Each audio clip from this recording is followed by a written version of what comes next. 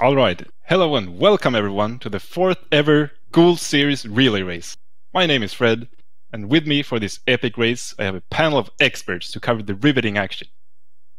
First up, we have our Ghouls and Ghosts expert, Sir Ced. What's up, Ced? Hey Fred, how's it going? Good, good. Happy to Hype be for the here. race. Of course. And we also have the veteran Super Ghouls runner, Sam I Am. How you doing, Sam? I'm doing all right. Nice-oo. Okay, so for this relay race, we have Team America versus Team Japan facing off in the Ghouls series, the infamous Ghoul series. And we're fielding two extremely strong rosters today here. So I'm not really sure how much time we have to talk about these the games and the players here, but we can just go down the line game by game here. So first off, we're gonna start with Ghosts and Goblins here. And for Team America, they're fielding StuckInAPlate, a very skilled NES speedrunner. He's done Ninja Gaiden among other games, so I'm looking forward to see how he fares here in Ghosts. And over on the Team Japan side, we have Wiz, who I believe holds the world record for NES Ghosts and Goblins. I think so. Yeah, so it's a pretty strong battle already for the first game. And then the second game, we move on to the arcade Ghouls and Ghosts. And here we have DosboxFalco, the world record holder for Team America, versus the mythical Poppenheim for Team Japan. Sed, what can you tell us about these guys? So DosboxFalco has been around for a couple of years or so now, and he's held the record for a while. Poppenheim is an old school Ghouls runner that hasn't been recently competing, but he's a really solid player. And anytime he's joined us for the races, he's shown like a really strong performance. He's really consistent. Yeah, it's always ready, man. Yeah, he's really consistent, and he knows the game really well. So this should be a good show. Like any other game in the series, PBs are kind of a separate realm from what you can expect in a race because the game is so random and so difficult. So I'm sure they'll put on a good show. Yeah. So these two guys are great. So then we move on to Super Ghouls and Ghosts, and where we have Digron for Team America, who I believe has improved his PB by quite a bit recently. And on the other side for Team Japan, we have Malcome, the world record holder, an all-around like great guy. What do you think of these two, Sam? Yeah, Dagron is a really great runner. He runs a ton of games. He's created a ton of games, and just recently he's got his Super Ghouls and Ghosts time into the low 35, where like we didn't have anybody in the 35s from outside of Japan 1 year ago. 2019 has been awesome for Super Ghouls. We've had a lot of new runners really pushing great time. And then on the other hand, Malcome is a human Taz. I've never actually seen proof that he's not a robot. I run Super Ghouls and Ghosts, and to get the kind of times that Malcome gets, I just don't understand how that happens. So he's pretty far above. And there are a lot of little optimizations that he does that are just really difficult, and you have to be really consistent in order to pull them off. So he's the world record holder for a reason. Yeah. So when we're done with those three games, the runners will pass the torch over to the ultimate Ghost and Goblins runners. I believe this has to be the first time ever there's a race of this game, because for the longest time there was only one runner of this game. And that was Mr. Ghouls himself, Aquas, holding down the fort for Team America. He pretty much invented the run. I mean, there were a segmented run of the game, I think, before Aquas did his real-time runs. But I mean, Aquas is basically the main sort of inventor of this game, I would say. But not to be outdone, Team Japan has sent Midri of Fish, also known as Yamanaru, a man of many names, to compete here. I believe he just recently started running Ultimate Ghost and Goblins Revised, but he came up with a couple of new strats very early on, and managed to grab the world record from Aquas. So I think these two players are actually pretty evenly matched, but it's hard to say. So that's going to be a great one. I'm really excited to see how the Ultimate Ghost and Goblins showing goes. Oh, and an update. I just checked the records for Ghosts and Goblins. It looks like StuckInAPlate has the world record for one loop. Wow. Oh yeah, so Right, so for Ghosts and Goblins, we're gonna do 1 loop. But I think Wiz has the record for 2 loops, but yeah. Yeah. Like Wiz isn't on the 1 loop leaderboard, and StuckInAPlate isn't on the 2 loop leaderboard, so... Yeah, but I think both of these 2 runners are really good. So, like all 8 players are really excellent. So it's just a matter of what the what the games will give us here. So that's gonna be interesting. So it looks like the players are ready to go here. Let's see, just a moment. And I'm so excited to see how I haven't seen Ghosts and Goblins NES in quite a while. So I'm not sure how up to date I am on this game, but we'll see. The NES port is probably the most well-known port of Ghosts and Goblins. It's a bit unfortunate in my opinion, but it is what it is. It's much more accessible than the arcade version, I suppose. It's pretty infamous, but it's also a big part of the reason why a lot of people actually know the series. And yeah, they're taking off right now.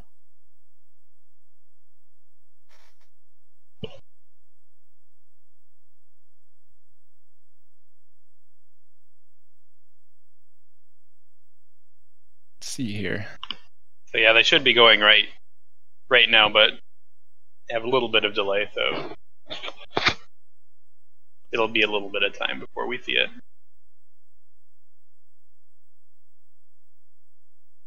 Oh, maybe?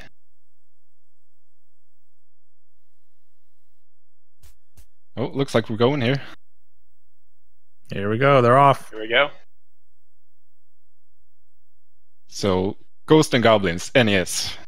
What do you have to say about this game? I mean, I think at some point everyone has at least seen this game. And it's not easy, man. It's tough. It's brutal. It's really brutal. It's a really hard game. I like to think of myself as someone who can play hard games. Like this game, I got to level 2 and got set up with it. yeah, we play Super Ghouls, man. We should be able to play this one. Man, it's another ball game. So I believe for early on in this game, you can manipulate RNG pretty much. So you wanna be on a specific pattern all the way through stage 1 and pretty much the second half of stage 2. Let's see here. StuckInAPlate is tangoing with the Aremer. Whoa! There we go. Luckily you have that backup armor there to give you some extra safety. Yeah, that's something you have to know about this game. There's invisible triggers that will give you armor drops and weapon drops, sometimes to your disadvantage, I will say, but... So, Wiz is facing off with the unicorn, and he just dispatches of him really quickly, so let's watch that again on StuckInAPlate here. Yep, just shoot him down. So that's an important tech for Ghosts and Goblins, I believe.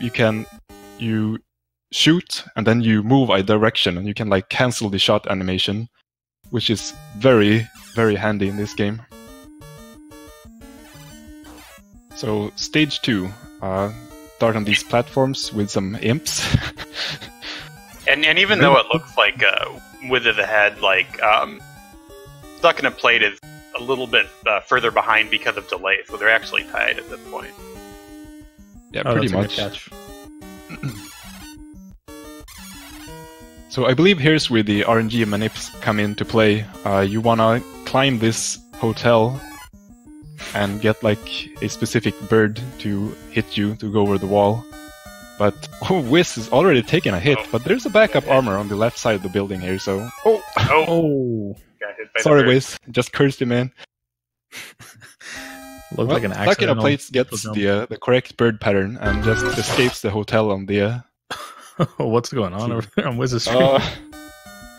Okay, well... We're back. looks like it's fine. Let's just keep going. So StuckInAPlate is going to be navigating these platforms here. It's actually a lot easier than it looks, I believe, because you can just walk off the platform if you so wish to just land on the next one. And meanwhile, the hotel where Wiz is harder than it looks. This is an infinitely hard part of the game. Yeah. So the trick here, for the second boss is 2 unicorns. The trick here, you want to fight them one at a time. You can like activate them one at a time, so make it a bit easier for yourself there.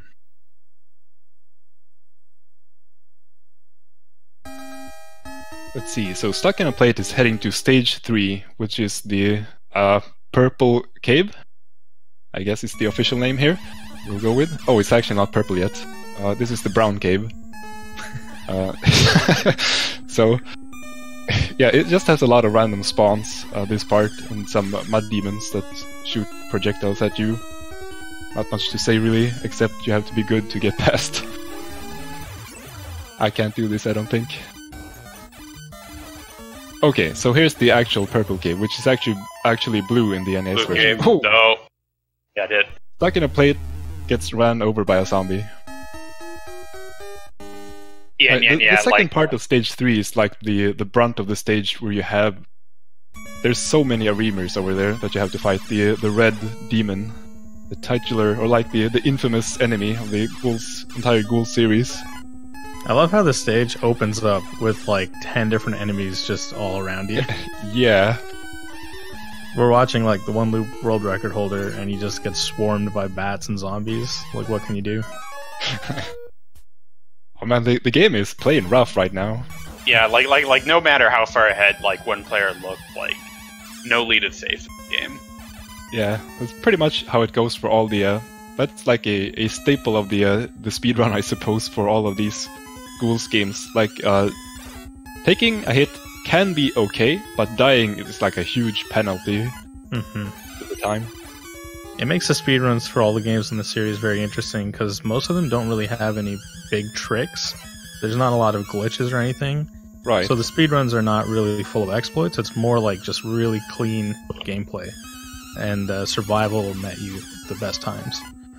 Yeah, that's why it can be hard a lot of times for newer runners to, like, for example, let's take Malcome, for example. He's a lot, he's so far ahead compared to everyone else, but it's hard to, like, pick up anything specific from his run. It's not like he's zipping through walls extra good or, like, doing any exploits. He's just playing super clean, which is, like said, is a really big part of these games in speedrun.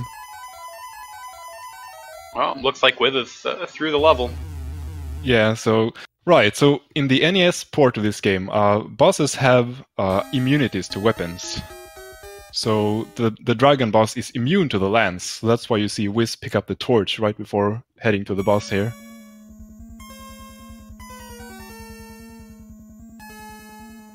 So we're on to the eyeball platform stage for Wiz.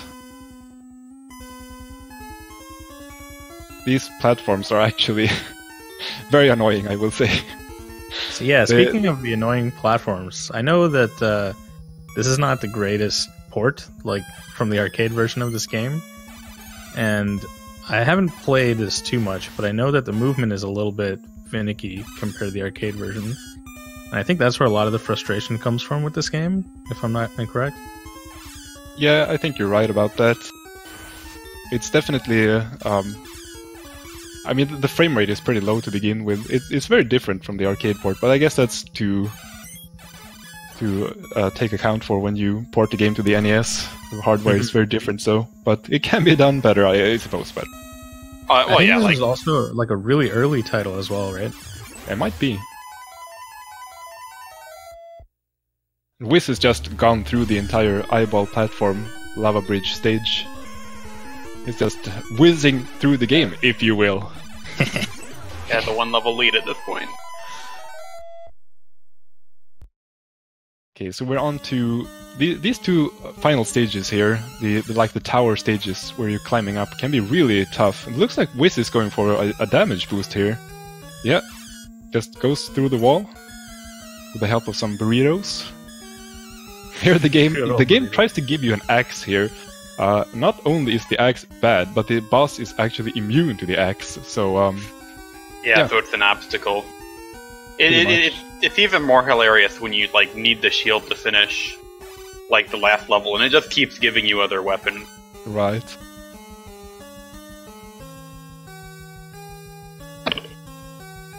So I believe there's a glitch here, where you can despawn all of the enemies in this section of the game. Yeah, it looks like it. Must be in the damage boost, perhaps. That Wiz did. Yeah, I think that has to do with it. I don't remember exactly how it works, but I think this climb is actually really tough otherwise. With the here's Satan. Maximum number of sprites. And another thing I think is possible with that glitch is that if you do it wrong, if you don't kill the right number of enemies at the start screen, you'll actually despawn from the platform. Oh, that's unfortunate. So you can't progress if you. Okay, so Wiz is on to the final climb here of the game. Alright, let's see if he damage boosts up here. Yeah, it looks like it. Looking for it. Don't have to fight the unicorn that way. So at this point, I believe you want to kill this dragon and pick up the shield here. Yeah, he does. So the shield is needed to complete the game, basically, like Sam said. It's also a very good weapon to begin with. Like it negates projectiles. Yeah, you can use that to do some cheesy strat against the double Satan fight coming up. And usually you think of a shield as like a defensive thing that can take hits, but in this game it's just another weapon. Yeah. StuckInAPlate is keeping on going here. He's climbing the tower here. Should be scot-free in this stage, I suppose, because there's no enemies. Oh. Wiz gets jumped by the skeleton, yeah. Mr. Skelly himself, and the Reamer at the same time. Yeah, now StuckInAPlate might have a little bit of time to catch up. Yeah, like we said, anything can happen in this game. Even though these two runners are really solid, the game can just be really mean at times. So we gotta be careful at all times. This is probably the most notorious game, not only the game, but also this port in particular, of the whole series for how sadistic it is. Right. Oh, Wiz is picking up the second shield. It actually doesn't do anything extra. It's just one shield.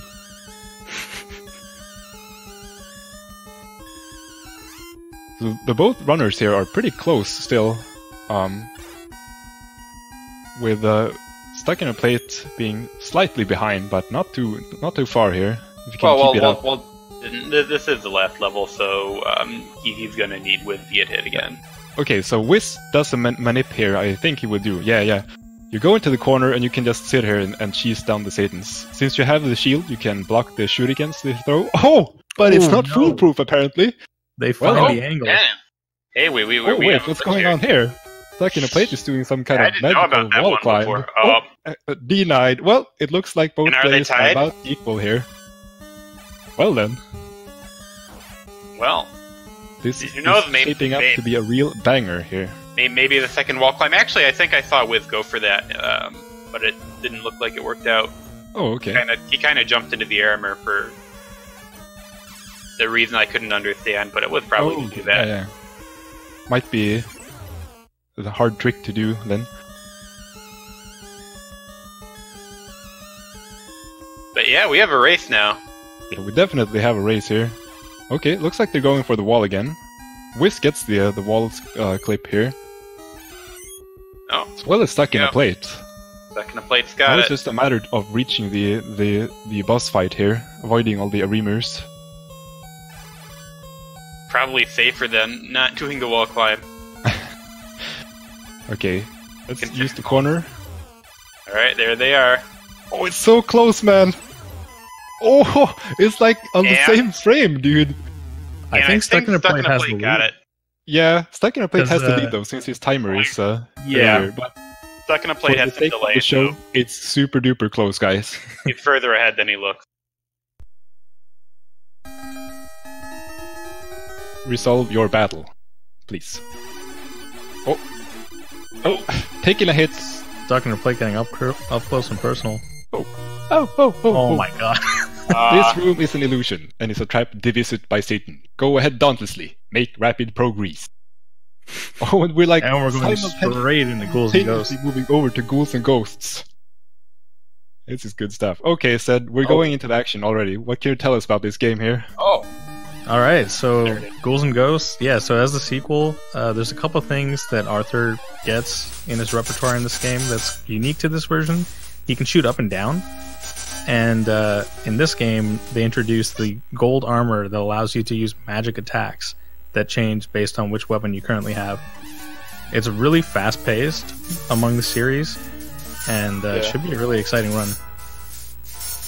Looks like Poppenheim didn't get the memo, by the way.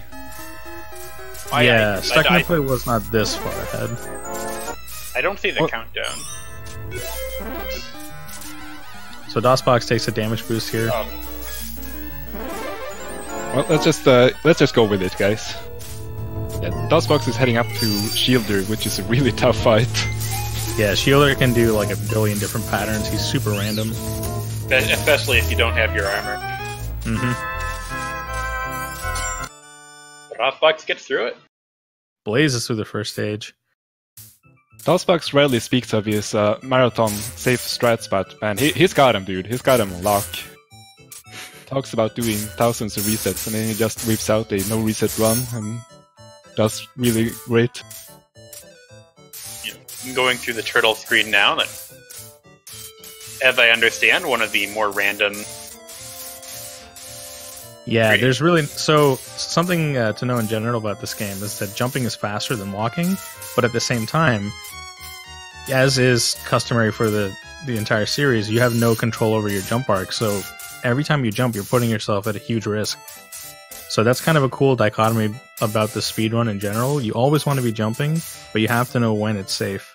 And the turtle section is one of those places where you're really tempted to start jumping, but at any time you can just get destroyed by a turtle falling from the sky. I think we just saw Poppenheim do a magic kill on Shielder, the big one-hit KO with the lightning.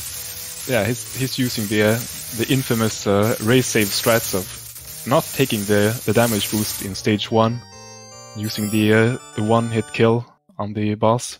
It's a very, very good strat, actually. Doesn't lose that much time.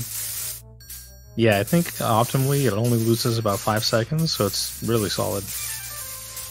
Yeah, and in the meantime here, DOSBox is now in the elevator stage, so he's just gonna be farming for trying to get the knife. Remember the good old saying, guys. One thing that doesn't change from Ghosts and Goblins, the dagger is like by far the most powerful weapon in the game. Well, actually, when we get to Ultimate Ghosts and Goblins, that's not necessarily going to be the case. I do recall though, the dagger was actually the go-to weapon for a long time in Ultimate Ghost runs. So for all time, get the dagger or get the knife was applicable to Ultimate as well. Get that, that's good. Yep. So DOSBox actually opts to pick up the discus, which is a good weapon, but like the upcoming stages are like fighting the discus, sort of. Like the weapon itself is good, but it's gonna collide with terrain, it's gonna collide with enemies, it's gonna collide with everything basically that you don't want it to hit. The really stage 4 big boss. We see that Poppenheim's got himself a dagger here already. DOS might try to farm for a dagger here on the second checkpoint, but it's a bit risky. Yeah, it's actually not that bad to go for. You can keep the disc through this tongue section. He's going for it, so he's not taking the chest jump, and he's got one more chance here. There it is. Man, that's a lot of weapon drops. Yeah, DOS really knows what he's doing here. Maximizes his chances at getting the dagger. Very clean checkpoint. The Dayfly Society makes a return on stream. The triple Dayfly that surrounds you. Very, very bad omen, by the way.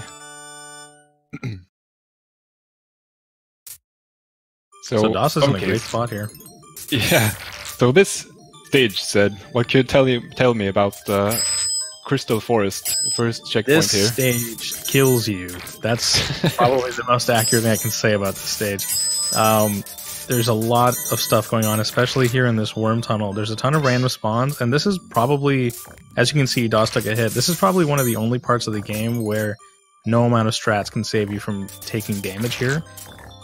Yeah, we have a preferred way we want to go through, but quite often that doesn't work out, so you're almost expecting to get hit and dying on the checkpoint to regain armor. Ooh, DOS is pulling out another race strat here. He's spawned a couple of extra chests at the top of these slopes. He's going to take a big boost downwards, and here he gets a backup armor. Oh, borrowed from Aquas. Oh, no. Aquas, why? The strat was supposed to be perfect. I had to take the backup armor, but he's actually spawning. He's spawning one extra chest here, so he has to grab his armor at that kind of awkward spot. So I assume chests in this game work the same as super, in principle.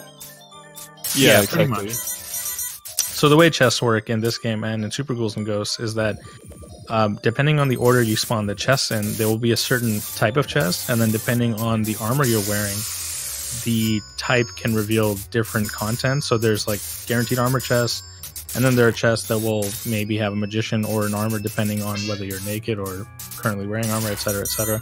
So DOS is very familiar with all those patterns, and he knows what to expect in these chests. In practice, when you're playing this game blind, it feels very random. Oh, Poppenheim going for some kind of delayed little big jump right there. That's a new one to me. Really closing the gap here after the mishap at the slopes. So Wiz is fighting Ohm, which is also like following the tough RNG section of stage 4. Ohm is also very RNG heavy, so yeah, it's just a tough stage and tough boss. The giant worms flying around above the boss are fully invincible, and they consume your projectiles. So if you get unlucky, they can kind of float around in front of you and stop you from doing anything for like 20 seconds or more. Yeah, that's why the disc is not good. The disc is like very big, so it's going to collide with the worms all the time. So DOS is going to take an intentional death there. So this is a good opportunity to talk about the rank system in this game. The way this game has a dynamic difficulty system, and basically for as long as you're alive, the game is becoming slowly more and more difficult.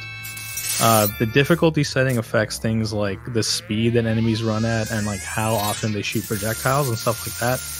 So taking the death on this checkpoint in stage 5 does two things for DOS. He gets to have his armor back so he can get gold armor for this little fight here. But also, if he doesn't take this death, there's an extra spawn on stage 1 in the second loop that interferes with his damage boost. Yeah, basically it sort of calms the game down, you know. You tell the game like, okay, you got me, man. You can just calm down now. Slow down. And as we can see in this game, like in most Ghouls and Ghosts games, Astaroth is like the last boss or one of them. In this game, there are 3 Astaroth. It's like they're a mini boss. Ooh, those Gasudo bodyguards. DOS fends them off. Gets a really good pattern on one cycle, even with just plain armor there. It's another big source of RNG. The boss can like transform into flies at any point, basically, and he's invincible in fly form, so you have to wait for him to get into reach, basically. Trouble. Poppenheim's also getting... There we go. Yeah, those Gust Gasudos bodyguard having a stare off with Poppenheim. So one of the things you have to watch out for, and correct me if I'm wrong, is you have to watch out for surprise weapons approaching this boss.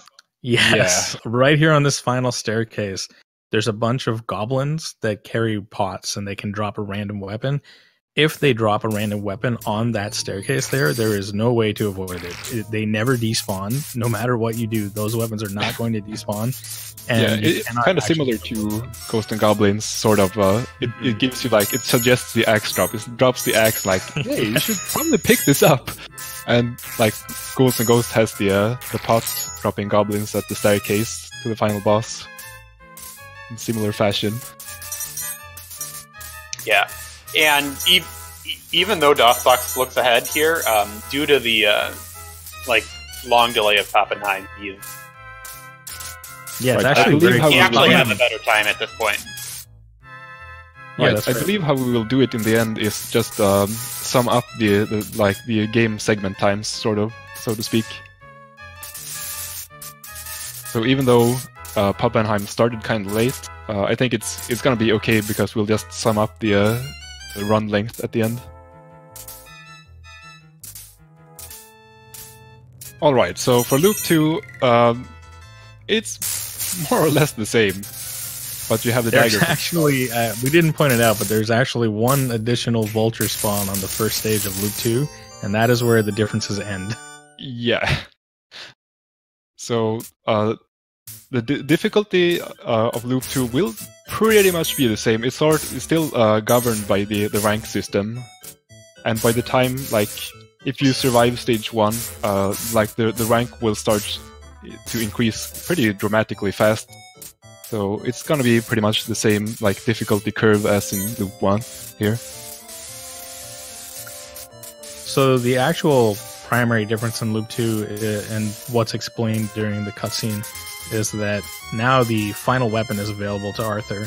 Anytime you open a chest that contains a weapon while you're wearing the gold armor, you'll spawn the Goddess of Battle, and she'll drop the Psycho Cannon, which is, among the different Ghosts and Goblins series games, I think probably the most powerful final weapon. Is that officially called the Psycho Cannon, or is that just what people call it? That is actually the name, yeah. It's just that good, man. Use it for a day and you'll just go insane. It's that strong. So yeah, like, are there any strats of getting that early in this game, or they've been discussed, but basically the problem is with routing the Psycho Cannon in earlier in the second loop is Ohm. It is a limited trajectory weapon, and fighting Ohm with it is very difficult for the reasons Fred mentioned earlier. Just using a weapon with a large hitbox is already problematic, but also the Psycho Cannon deals less damage the farther away your target is, and with Ohm you don't really get the benefits of like the big damage from it. It makes the fight really hard. There's one other really subtle difference. It's actually the only weapon in the game that has some kind of delay between pressing the attack button and actually getting the projectile to spawn. So with the randomness of this game and all of the random flying enemy spawns, it can be really dangerous to be holding the Psycho Cannon because you have less time to actually react and defend yourself with an attack. That's what we'll do here. It might actually not be as bad. Oh, there we go! It's in! We've got it! Yeah, he accidentally got a disc weapon, so he opts to switch to the Psycho Cannon. I guess for this reason, actually. I was just about to say, the Psycho Cannon has an extremely high chance of dropping a dagger if you hold it. So you guys got a little sneak peek there. We'll be seeing that again in Stage 5. That was very spooky.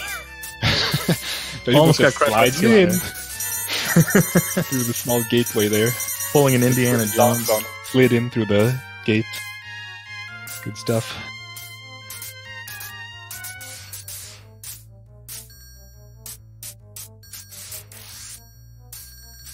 Okay, so DOSBox is just zooming through the tongue section here, which is, if anyone's played this game, any of the ports, you should know that this section is just really mean. It's absurd. Yeah. It's ridiculous to expect anyone at an arcade to actually survive through that area. Yeah. Poppenheim's doing really well for himself. He took a death here at the checkpoint, and he's going to be playing a lower rank, Stage 4, which can be pretty rough with all of these skeletons. As you can see, DOS got trapped there. Looks like we got some... It's freezing a bit here on the stream, but I think we can we can still see what's going on, I hope, here. Yeah, we're getting freezing here and there. Looks like DOS is going to make it to the checkpoint. He's going to take a death here again so he can boost through the slopes. Yeah, anytime you manage to get through Stage 4, like the first half of Stage 4, in one go, it's really good for a race setting. He took damage, so he's going to have to take the intended path down, which is a little bit treacherous. There are these snake spawns that kind of spawn under your feet, and it's tough to deal with them because you can't really jump in some places either. Meanwhile, Poppenheim gets the game over there. Has to put in another crediting machine. Oh! Whoa! And DOSBox just jumping into the spikes, man. Yeah, the normal route down is not something I think he's used to doing. So Poppenheim pulls ahead here on the stream. Oh, Poppenheim again with the delayed little big jump. Yeah. Some special strats. Fortunately, we haven't seen any big dumps yet. Yeah. Oh, that's a really infamous Ohm pattern. Those worms are both fully invincible, and them spawning on both sides of you like that is totally random. Really unfortunate for Poppenheim. The Arthur sandwich, unfortunately. Yeah. And that's where the backup armor actually comes in really handy. Like, you can take that one hit. Usually, if you can take one hit, if you can survive one hit on Ohm, you'll usually make it through. That's all you need. Yeah, the first 2 intestines, we start from the middle because the first 2 intestines you kind of get safe kills on. There's one intestine that you really got to fight for, and then once you make it to the end here, as you see Poppenheim fighting from the right side, this area is totally safe. Oh, nice. There we go. So here's back to the fighting multiple Arimers. And at this point in time, we want to pick up the bracelet here while we're fighting all the Arimers here. Yeah, so now that's taking it pretty safe and killing them one at a time. Opening the Goddess Bracelet chest. Or the Psycho Cannon chest, I mean. Yep. So the Psycho Cannon actually gets upgraded while you're wearing the gold armor. It doesn't have a magic ability that you can cast, but while you have the gold armor, it flies faster and further, and it destroys projectiles. You can see he wipes that pig out with 2 hits. It's like absurdly powerful up close. Yeah, so basically every weapon in this game does 1 damage, and the Psycho Cannon does anything between 1 and 3 damage. So you can essentially do triple damage per hit if you're standing close to something. Also, while wearing the gold armor, it will negate projectiles, just like the shield in Ghosts and Goblins. So you can just, without fear pretty much, just stand in the shielder's face and just kill the projectiles. Yeah, it makes them much less threatening. Those fireballs can be pretty nasty otherwise. So here's where the game will try to drop another weapon on you. Oh, yeah, got the point statue. Okay, Daw's going to take this fight safely. Gets a really nice pattern, going for the boost. There we go. Good. There we go. That was a really quick kill here. And it's on to the final boss, Loki, also known as Lucifer. Or Rushafel, depending on your G&G roots. Shoot the head. What I want to do here, basically. In Professor F style. Anyone who has played a Professor F game knows that the final boss is always shooting the head. Like if you've played Mega Man X, that's also a Professor F game. So you know what I'm talking about. Dagran starting his Super Ghouls run. This is moving along real smoothly. Dagran is just... Dude, it's just going, man. Good stuff, man. Oh, let's see how Poppenheim gets out of a tight situation there. Also in classic G&G fashion, the final boss is kind of a joke in Ghouls and Ghosts, so Poppenheim's got this one in the bag. Yeah, pretty much. Once you reach here, you can die and lose time, but you can't lose a lot of time. So yeah, he's finishing there. That's good stuff from Poppenheim. Look at DosboxFalco's time for Ghouls and Ghosts, 0. Yeah, I want to see it. I gotta compare the times. We'll just wait for Hanage to update the timetable and see how close they actually were there. So... Okay, so we're going on to Super Ghouls. Can you tell me something about Super Ghouls, Sam? Yeah, Super Ghouls is the game I play. It's my favorite game in the series. And like the other Ghouls and Ghosts games, you do 2 loops infamously hard. You have a double jump in this game, which gives you more options. Exactly. They remove the option to fire up and down, but instead you get the double jump. So the first thing you care about in this level is what weapon you get. The dagger and torch are fine. You want to have the dagger like ultimately going forward, but the torch is actually faster for level 1. And the bow is a little bit of time loss, but it's not too bad. So what we're going to see the runners do, or what we have seen them do here, is like on Malcome's screen, they're going to skip that waterfall. And like usually you want to be standing on one of the stone platforms to the waterfall, but you can skip one of them. You have enough time, so you save some time from that. So coming up on Dagran's screen, he's going to do a damage boost in a little bit, and that saves like 3 to 4 seconds. Does that sound right? Yeah, something like that. You jump into this chest so you don't have to climb the ladder, because climbing ladders is of course slow. And it also helps you with lag a little bit, because if you didn't do that, you'd have to get gold armor a little early on. From what I know, you can actually make that jump up to that platform without the boost, but it's like subpixel dependent and not guaranteed. yeah, it's also as like most sub-pixel dependent things, it really tight timing too. So the way this game works with its weapon drops is that if you leave a weapon out in the open, your later pot drops and chests, I don't know about the chests for sure, but I know the pot drops won't give you any more weapons. So Malcolm's trying to switch to the dagger here, and to do that, he's going to have to pick up every weapon that he finds until he gets the dagger. So we see him holding the axe here, which is and it looks like he either went for the sub-pixel jump or climbed the ladder. So what he might do is he might try to get the scythe. So a new thing I've been seeing is that if you have the scythe, you can guarantee yourself a dagger from one of the chests using magic. Yeah. Whoa, how does that work? Yeah, I believe it's something like, so when you open a chest, the weapon drop isn't like purely random, it's frame based on which frame you open the chest. So I'm guessing like when you use the tornado magic from the scythe, it's like ticking on a specific frame. So if you stand from like a certain range, you always get a dagger drop from the chest, like due to it hitting like the chest on specific frames. Anyway, it's kind of magic, you know. Yeah. just say it's magic, you know. Just Malcome doing Malcome things. And I think it depends on what level you're in, what you get. And I also think there are like two different things you can get when you do the scythe magic, and it depends on where you're positioned. Like how fast you kill the chest with your magic. Oh yeah, so we got the times in for Ghouls and Ghosts here. So DosBox finished with a 17:22 and Poppenheim with a 17:14. So they were really evenly matched, I gotta say. Yeah, we're very close.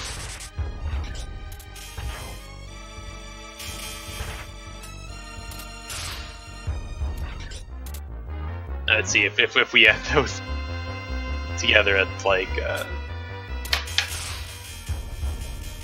29, 37, 29, like 51. Within a few seconds of each other, and we can probably expect Malcome to pull ahead. Unless something goes wrong. Yeah, even in a race setting, like you might think that like the times even out a bit, but man, Malcome is just on a different level in this game. This is like the biggest gap in times, I would say, this game. So yeah, so like the way Malcome plays, like us in like the 34-35 band, if we play a perfect game and then Malcome like takes a significant death, Malcome wins. That is how much better he is. Yeah. So Malcome did end up getting a dagger. He did that the manipulation you were talking about by breaking the chest with the... Looks like the frame drops have gone away. At least for me. Good yeah, stuff. it's looking smooth. Thanks, Hanage. So Dagran's gonna do a quick kill with Dragon Magic here, and it looks like Malcolm's probably going to do that same quick kill because he didn't ditch his shield. Yeah. I'm a bit sad we didn't get to see the guaranteed dagger drop, but it's alright, I guess. Oh, we did. Malcome did it. Oh, we did. Yeah, you're right. Yeah. I didn't even think about it. I was thinking they were gonna do it in this in the fire stage here. Right. So one of the things that Malcome will do here is he'll like when he's going for PB attempts, he'll ditch his shields on one of the green guys earlier on, and then he'll kill the boss like with one dragon and just a few daggers. And the reason you do that is because of lag reduction. You want to lose your shield because it causes more lag. However, this time it looks like he did the standard quick kill. And one of the things you have to do for the standard quick kill is you have to shoot daggers and charge your weapon at the same time. And you can do that because you have two fire buttons. So as long as you keep one of those buttons depressed, keep shooting. Right, that's another charging. big change here. We have two fire buttons, so you don't have to like do any crazy mashing with one button. Unlike the Mega Drive port of Ghouls and Ghosts, where you get 2 jump buttons for some reason, which never comes in handy. This game has 2 fire buttons, which is really good actually. So let's see here. So Dagron is going on to the tower section. Now this section is pretty tough. You got a lot of spawning bats, like they're randomly spawning and targeting you. And to follow that up, you got the Goblin waterfall, so-called, which we'll be coming up to in a moment here. So yeah, and these statues can be a little treacherous. Like sometimes you shoot a dagger just a little bit above or a little bit below, or sometimes it even seems like it goes through with no damage at all, and you just jump right into them. Really nice use of the taking iframes. Clever abusing the iframes from the magic there to go through the bats. Okay, so here it really begins on the final like tower here, the tower spiraling downwards. There's gonna be dropping a lot of goblins, and it's just really tough to go fast. So I'm be interested to see what Dagron does here. It's going pretty. So goblins spawn at that red line up there. So like one of the safer things to do is to be at the red line and shoot. You can kill them. Oh wow! The big dump. I thought Malcome might have gotten hit there. This is a really cool quick kill. So yeah, Dagron's going to use that platform to set up the quick kill. I feel like the dagger magic was created just for this quick kill. It's perfect. Yeah, it's amazing. Yeah. Well, the dagger magic's good for everything. Oh yeah, we should mention that. Like one of the big differences between Ghouls and Ghosts and this game is that like the bosses are, for the most part, like they're not going to do anything because the dagger magic is so strong. So what we're probably going to see Malcome do is he's not even going to use the platform to set up. And the reason he does it like this is because I love it. It's too sick, dude. Yeah, like the quicker kill is easy. Yeah, it's quicker because you don't have to spend as much time walking toward the key. Yeah. Well, that's another like Malcome only strat. Well, it's He not also Malcome gets only. that one extra. A lot of people do it now. I mean, a lot He do also- it, but the success rate is like well below 50%, while Malcome is like well above 90%. So Not really. yeah, that's my experience with it. I watch a lot of You get streams. an audio so. cue. Yeah. It's like 75%. Just Malcome things, basically. Which means Malcolm's mentality when it comes to this game is kind of like, if it's optimal, he'll do it. It doesn't really matter. Yeah. How it is. I think he said at some point, you know, like, why go for like race to save strats? Like, just go hard, man. Yep. Said something to that effect, basically. And I mean, he does that in every race, and he just wins every time.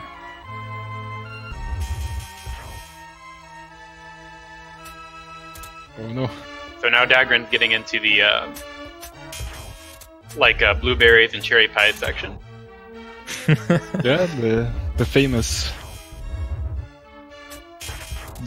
fudge-covered cherry raft in the blueberry cave. And this section is frustrates casual players a lot because if you don't get those spouts to spawn on your terms, they can they can stay there longer than the platform goes. So kind of have to get them to spawn at the right time. These frame drops might be pretty helpful to anyone watching with motion sickness. Nah, probably not. Probably makes it worse. Okay, so here's the most difficult boss in the game, by the way, the Hydra. And Yeah, there he goes. yeah, Dagron is just done with the Hydra. So let's move on to stage 5. So yeah, That time as long the as you frame have a weapon not- with like a piercing property, like the dagger, you can kill this boss extremely quickly because you can like hit the heads multiple times with one like dagger. Dagron's gonna do the magic glitch. So what you can do is like if you get your magic interrupted by certain obstacles, and like for the one Dagron did, you have to take damage. You can be invincible for until you use magic again, or until the level ends. So Dagron's taking advantage of this to just run through this level at top speed. So unlike Yeah. Ghouls and Ghosts, in this game there's 3 levels of armors. So losing your armor is kind of a bigger penalty than it is in the prequel because it takes a bit more time to get yourself back up to gold armor, which is necessary for the bosses later on. Right. But I'm sure the Dagger will be able to make up the time here. This is a really cool, really valuable. That's something we didn't mention, right? So, like, taking a hit in Ghosts and Goblins, like in Ghouls and Ghosts, you want to take hits every now and then, like damage boosts and stuff, because losing armor, like, the only downside really is that you die in one hit, basically.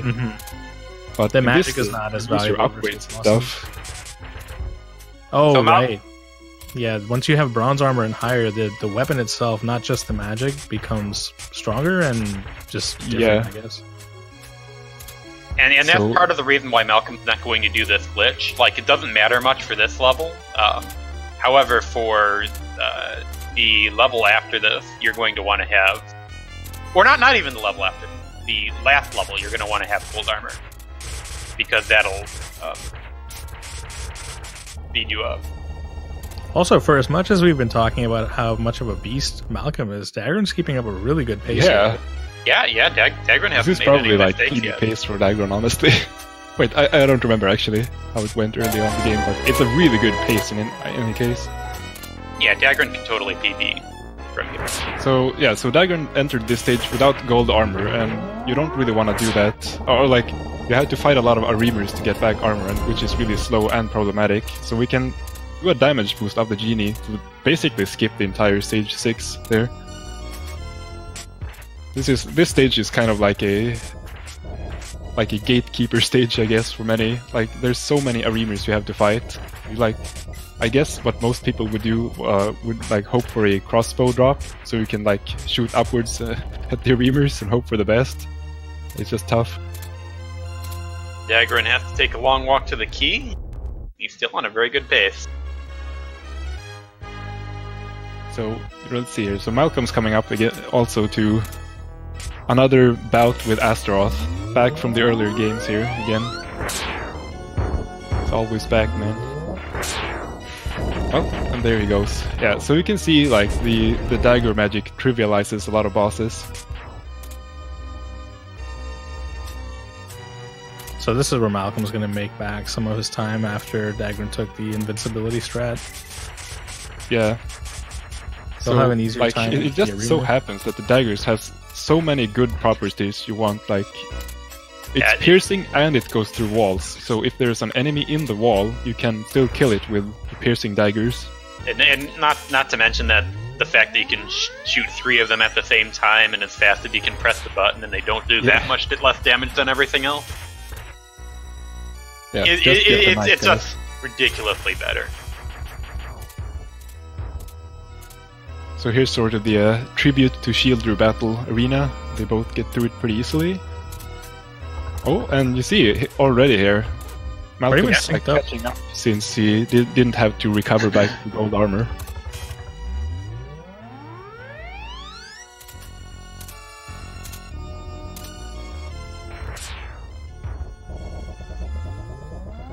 So this is pretty much you can't lose here pretty much. You just have to release magic, shoot a couple of daggers, release magic again. Oh, unusually Malcome, like, misses a really fast kill there. Yeah, but I mean, these guys are like in lockstep here. Like, they're so close to each other right now. Dagron has like the 1630, so yeah, he's definitely in PB pace.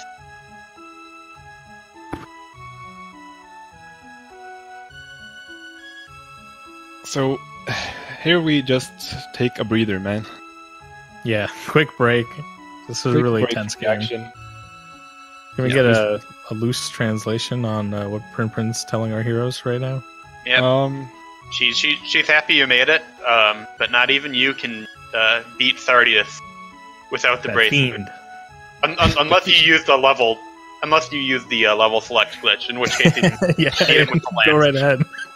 Basically, you just kept talking in one long, incredibly unbroken sentence.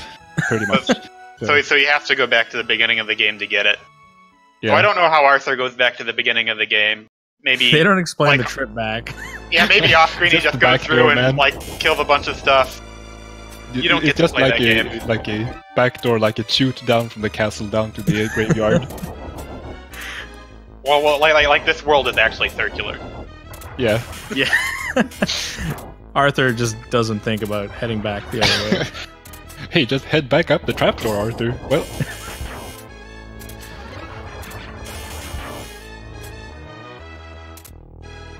Okay, so Super Ghouls, being a console game, it doesn't have a ranked system like Ghouls, so it doesn't get like progressively harder over time.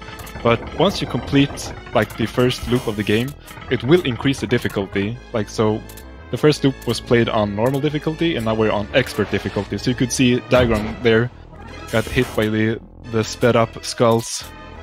So Fred, like, if I remember something, I think you posted in the Discord, like, when you do beginner difficulty, loop 2 is still expert difficulty, is that right? Yeah. So in case people were thinking beginner difficulty is any easier, it's not. The hard part of the game is still hard. That's pretty nice. That means that, Oh, Dagran. That's a jump. He kind of just walked right on. Okay, so he's sort of I guess, yeah, right. So he's just taking a damage to get back gold armor. I guess he's not familiar with the extended chest order. I think it's a good call for a race, for sure. Yeah, so one thing you could do to get back your armor is to, like, open chest number 4. Gets the torch.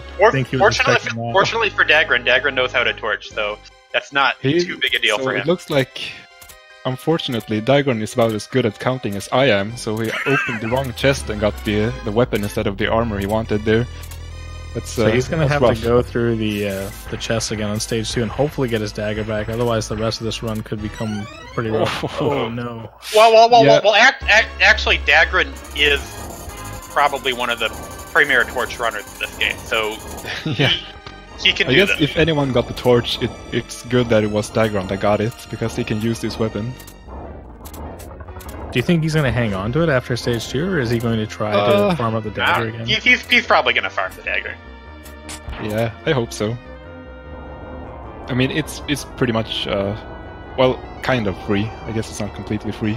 Like even for the torch runner, you have to accept the reality that the dagger is just better. Mm-hmm. Like the torch is amazing in this game for the speedrun. You can do so much with it. It's really fun to play with. It does a ton of damage, I know that. Yeah, it does a lot of damage. And it can hit things above your head, it can hit things below your feet. However, like, the dagger is just broken in so many ways that it's not even funny. Still though, if Dagran can just keep his composure here, he's still like on a really good run. So I think he can still finish pretty strong here in the second loop, but so the second loop is actually pretty tough. Like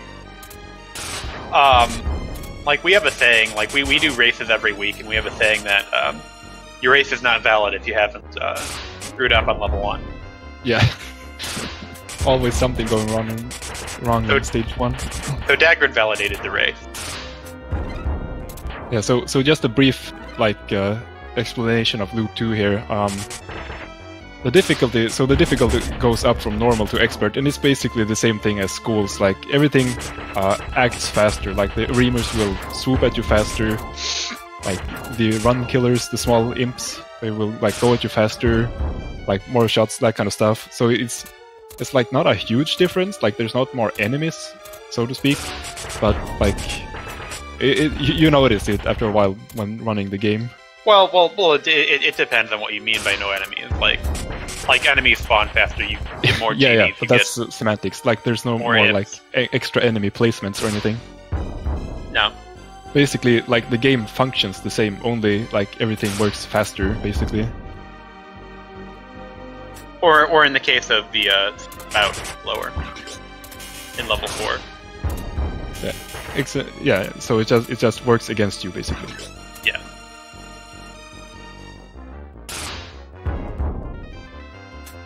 So even though Malcome was so much ahead, like, it looks like, well, they're on the same stage. Well, let me tell you, my friends, the raft ride is a very long and perilous raft ride.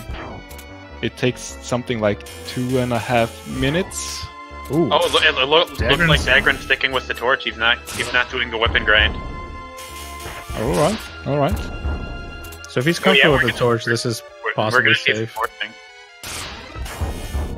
Because, like we were saying earlier, in order to actually farm another weapon here, you have to keep picking up everything you get.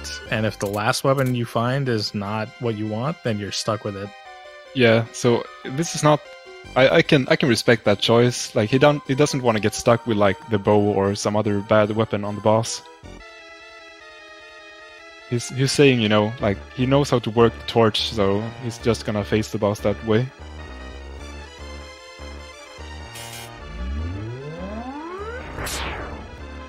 Uh-oh. Ooh. Like did he... Was he not gonna go for the... Is he trying to farm the dagger or what? Oh, yeah, never mind. Dagran doesn't need the gold armor. It's the torch. So, like, you don't need to use the torch magic to fight this boss. The torch magic makes some shields and they go around you. I don't know where that's used, but... Just for the most part, you want to can make the game laggier. Yeah, like you can line up right in front of this boss, just like pummel him with the torch, and you'll get him. So actually, there are some spots where I've found that it's nice to have the game laggier. It allows me to mash faster, like when I'm fighting the bird, for instance. Yeah, that's true. Okay, so Malcome is back into the fire cave. This place is really tough here. You can see Malcome actually not doing his usual crazy PB strats here. He's actually playing it a little bit safe because on loop 2, those little buggers back there are really, really fast. Yeah, so and if you watch the world record, like he ignores so many of those imps, and like any runner of the game would be made very nervous by the number of imps he's ignoring, because those things are very dangerous if you let them have their way. They can appear to be pretty docile sometimes, and maybe even move slightly off screen and then come back to bite you. Yeah. So like meanwhile, guy's official name is like Fire Killer, I believe, but we usually call them Run Killer. Just plain old Run Killer, because they'll come out of nowhere and just hit you. So now Dagran's coming up on the same section, but now he has the torch. Oh so yeah. The torch, like the fuzzy bears, like are a little bit harder with the torch, but like he just throws it in the lava and it just makes mincemeat out of these. Yeah, that's the nice thing about the torch. See, Dagran there's not going to let that one imp survive. He knows it could be dangerous. Okay, so Malcome is coming up on the final tower here, which is the most dangerous of them all. Yeah, Malcolm's not going to have much trouble with that. Yeah, it's true. Let's see how it goes here, though. If Malcome just goes really fast, if you time your shots right, you can kill them like before they hit you. It looks like Malcome is just going. Oh, well, it's pretty nice pattern there. Like, not too many of them like dropped on him. Yeah, and we're going to be able to see the quick kill again. He gets hit with a little extra shot while charging his magic. Well then.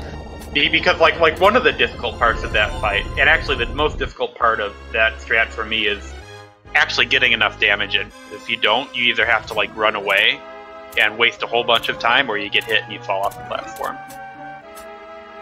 Dagran's got an reamer on his tail. Oh. Yeah, that a reamer, it's possible for him to swoop and hit Dagran. However, like if he keeps it off screen like that, it'll keep getting pulled by the screen. That's actually a and big difference from Loop 2. That's right. Like the Arimer can like think fast enough basically on Loop 2, so he can like dive for you while you're like pushing him off screen all the time. Looks like he's clear. So he's still on a really good pace as well, actually. But Malcolm's really showing his consistency in this run. He's made Dagger's virtually no opting mistakes. not to farm for the dagger actually on the towers. He's just sticking to the torch. Well, if you're not going to farm for the dagger on the well, it's not the same thing actually. Why would you farm on the Oh, is he farming? Why not? Oh, he just barely avoided stepping off the tower and falling like a rock, man. Yeah, and that's a real like fear in some of these places, especially like when the bats like give you interesting patterns and you try to like panic jump over them or something, and you were like, oops, I fall off the edge because of that. I'm surprised Dagran's not going for a gold armor here, because I feel like this magic would actually be useful against this boss. Well, it does cause a lot of lag, and I think it is used. It does do damage, but apparently Dagran doesn't think so. Wow. And yeah, he kills it really quick, so I don't think it would have been worth it. Nice. Yeah, dude, Dagran's got the torch strats unlocked, man. And like, as far as like what a good time in this game is, like a good race time for like most top players is like 2 or 3 minutes below their PB. So You're expected to die. Missed what led up to that, but Malcome got hit by the swaying gas right there. Yeah, he won't have the piercing daggers anymore. Yeah. So you're going to see Malcome against this Hydra. It's going to be nowhere near as fast with the yeah, without a piercing weapon, it's just really slow. Upgraded dagger, like it can, like it's about twice as slow, and that's only if the Hydra gives you the best possible pattern. If it doesn't give you a good pattern, it's like 3 times as slow. So this gives Dagran a bit of time to catch up here. Probably 15 seconds of time lost for Malcome.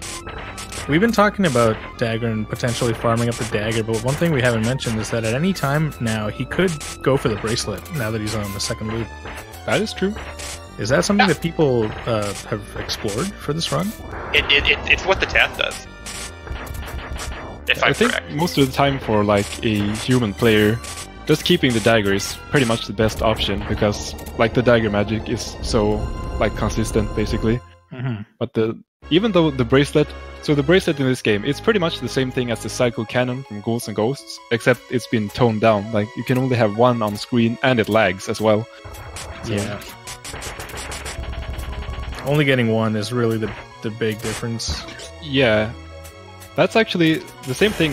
Anyone who's played the game and seen the upgraded lance, it's actually not that great, because like the normal lance, you have 2 lances, so you can like cover yourself pretty good, but if you upgrade it, you only have 1 lance, which can pose some problems, I think. So with the bracelet, the bracelet is still pretty strong, but yeah. Yeah, a lot of people don't like it because it has a limited range and it doesn't do very much damage at super long range. However, it also has a very wide hitbox, and when you're close, it does a lot of damage. So there are a lot of really fun things you can do with it. Yeah. Oh, going for the ultimate lag strat here. Throwing torches, torch magic at the Hydra. See your frames. Although it was pretty fast actually. It was a pretty legit kill, I have to say. That was. Dagran really knows what he's doing with this thing. You guys were not kidding. So, do you guys think he's going to go for this invincibility again? Looks like definitely. Oh, what? No. Oh, he should have. Oh, yeah, no. I think he wanted to. Like, I would have thought he would do it with the torch, because, like, that is a standard strat. Well, looks like he didn't want to, so... Oh, dude! He's just hitting the woo from below. Nice. Dude, he's got the torch strats, man. I'm telling you. Strat. Our boy Dagran. Malcolm's going to make short work of the boss here. A couple of dagger magics. Yeah, that's the power of the dagger magic. Yeah, that boss can sometimes give you some interesting patterns, like fast attacks, or he runs away from your magic and you don't hit him. Alright, so wisely Malcome chooses to just use the magic on these reamers, because in loop 2 they're really pesky. He's just getting rid of them basically here.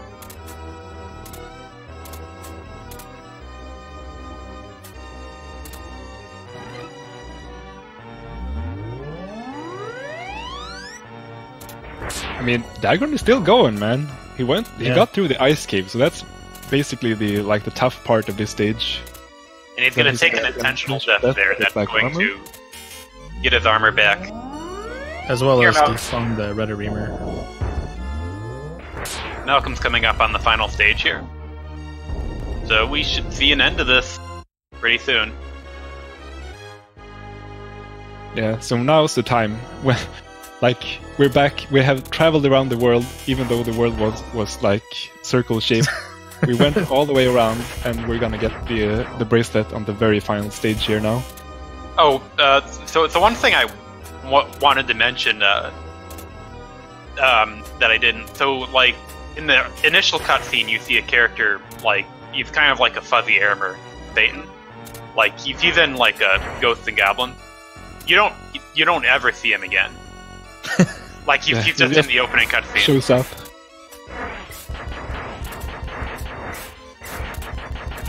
Well, yeah, so if you saw there on Malcolm's screen, he got the bracelet and just demolished the birds there. Dagger and here's like a really tough fight, but like if you know what you're doing, you can make quick work of Astaroth and Neveroth, because the bracelet, like up close, the bracelet does ridiculous amounts of damage. Malcolm's gonna make this fight look very easy. It's gonna make it look difficult. Yeah, like he got hit. So a lot of people, like any casual player, will say, "Oh, you start this fight without armor, you're done." Well, big loss, man. Wow. Oh no. Borrowing a strat right out the Fred's book of strats, the big lost strat. So yeah, we were going to talk about how that level is. Like, that fight is the hardest part of the game. It's easily the hardest part of the run. Oh, loses his armor. Man, we have the pyro. But yeah, like, casually playing, like, most people spend half their time they play on the game trying to get through this last level in that fight. This stage eats speedrunners for breakfast, man. And Malcome is no exception, I guess. I guess so. Yeah, this stage, like Sam said, this is basically the other, like, 50% of the game. So Malcome is going to take advantage of the chest order, and he's going to be able to recover his gold armor from getting hit early on.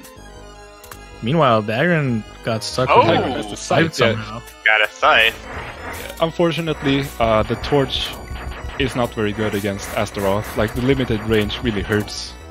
So he opted to get, like, any other weapon, basically. It happened to be the scythe. Yeah, which I guess that's sort the of same okay, difficulty. because you can get the bracelet on the next stage anyway here, so... Right. It's the same difficulty you run into with the bracelet, the fact that it's not a long-range weapon, and there's no, no dragon magic. Okay, so let's just try that again. Malcome is gonna show how easy you can make this fight here. So he's crouching by his feet. He wants him to shoot his fire at it. Never mind, actually. This fight is actually impossible, guys. Never mind. he wants him to shoot his fire at a downward angle. It's never been done, by the way. We're gonna see. And he can't walk into you when you're crouching. So this next boss is usually a lot safer than Astaroth, because he has a limited range with his fire. If you're speedrunning and trying to be aggressive, you can outsmart yourself. You can outsmart yourself sometimes, but if you just want to get through the fight, it's very, very easy to just get through the fight. Yeah, so comparatively to Astaroth, taking a hit on Neveroth and Astaroth is actually a big deal, because like you get longer range with the gold armor. So if you take a hit, your range significantly decreases, which is a big problem. Dagrin showing off the shield magic, or not the shield magic, the bow magic. Malcome takes a hit because he hasn't learned the Fred strats yet, I see. Well, that's unfortunate. But yeah, so Malcome got a really bad pattern from the final boss, and it's just really tough to work with, so he took a hit there. Should have just getting another one here. Boxes. Oh. Opting to not go for the recently found Fred Telio combination strats. I guess even gods can't learn strats instantly. And there he goes. So we're gonna stop the timer when the princess lands here.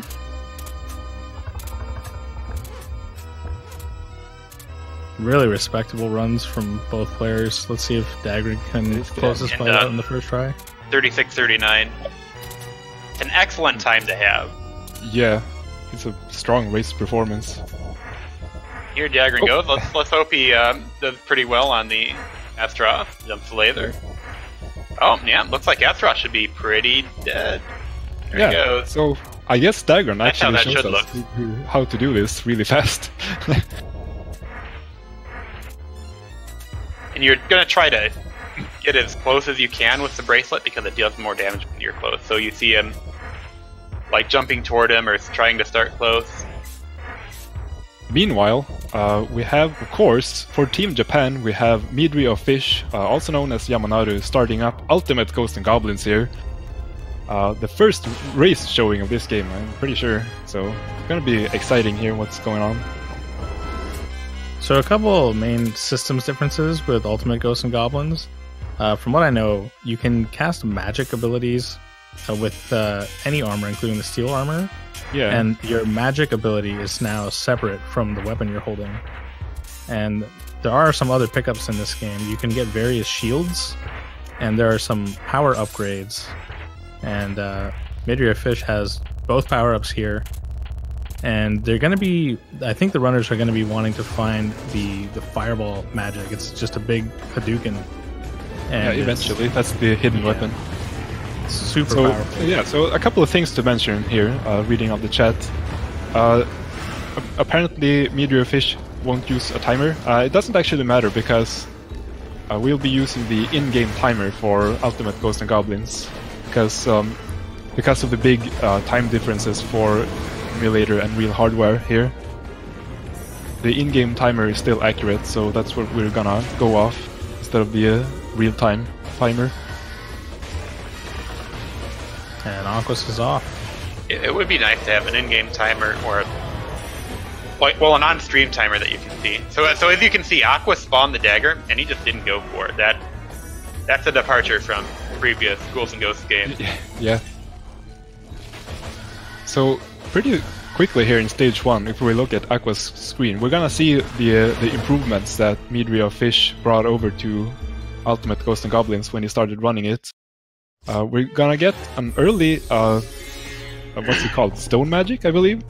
So we can petrify enemies, but it also has effects on the stage here, so if you watch Aqua's screen, he got the stone magic here, so we can destroy the thing there and go through the tree here. Like you can kill the rocks. And this way we'll skip the mini-boss in stage 1, so that saves like a huge amount of time already. Man, Yamanaru he's already done with I believe the boss's name is Arthur. Big spider.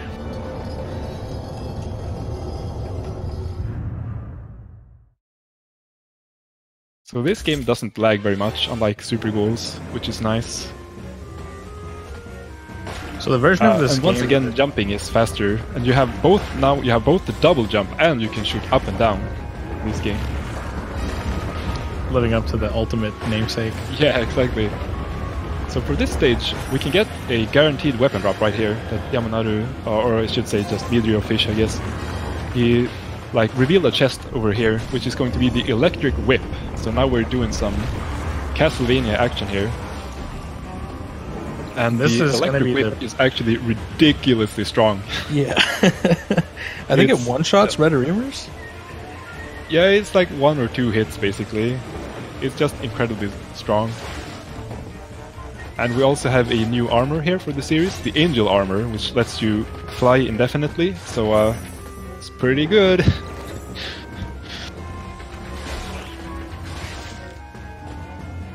Oh, also, the penalty for getting hit is extremely high in Ultimate Ghosts. Like, not only do you lose your Angel Armor, the ability of light, you can see both players have a red-blue glow around them, and that's the POW upgrade.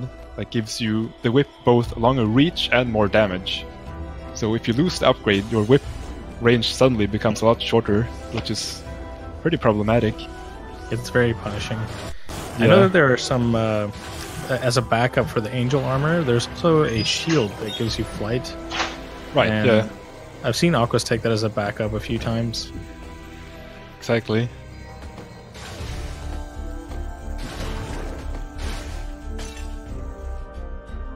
So, Aquas just finished off Arthur once again, and he got the Dragon Shield, I believe it's called, which has the ability of flight. It's limited flight, but I mean, it's really handy. I think you keep the shield through death, so if you lose the Angel Armor, you still have the flight ability via the shield. So here's Midri is just going through the Harry Potter stage, so-called. We just call it the Hay Cave or something. Not really sure what you're going through, but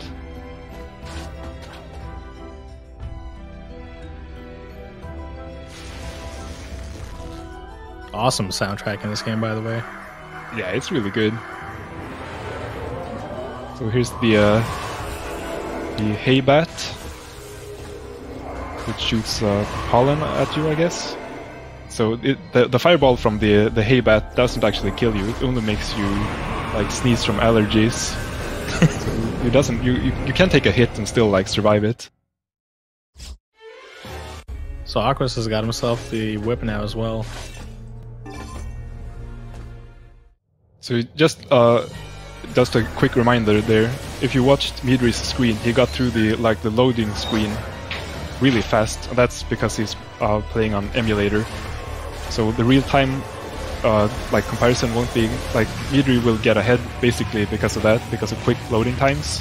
But we're gonna use the in-game timer at the end to get a accurate timing comparison.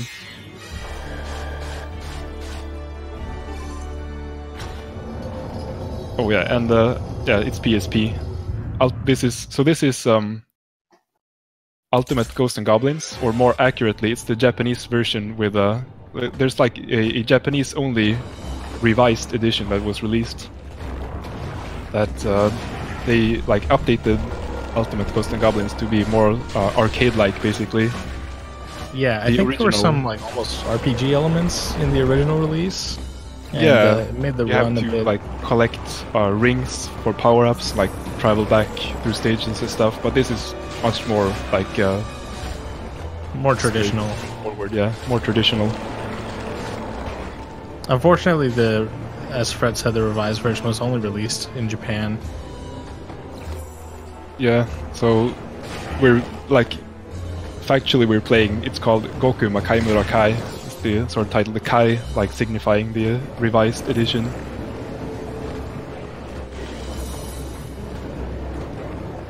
So here's the. So Midri is going through the Snot Cave here. You just have to watch out for these big guys. You have to press the levers to make the snot sink, so you can pass through. Sort of a throwback to the Ghouls' stomach stage from Super Ghouls, I suppose. Kind of the gross out stage. Yeah. The scenery and the atmosphere in this game is pretty unique among the G&G games.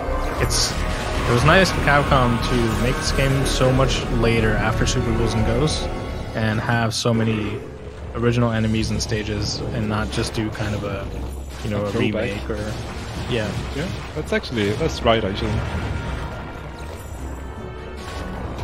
Yeah, this game has great visuals actually. I think once you get used to it being made for the PSP system, of I'm not gonna say crappy, but low tech 3D graphics, I suppose. The art style is just great, I think.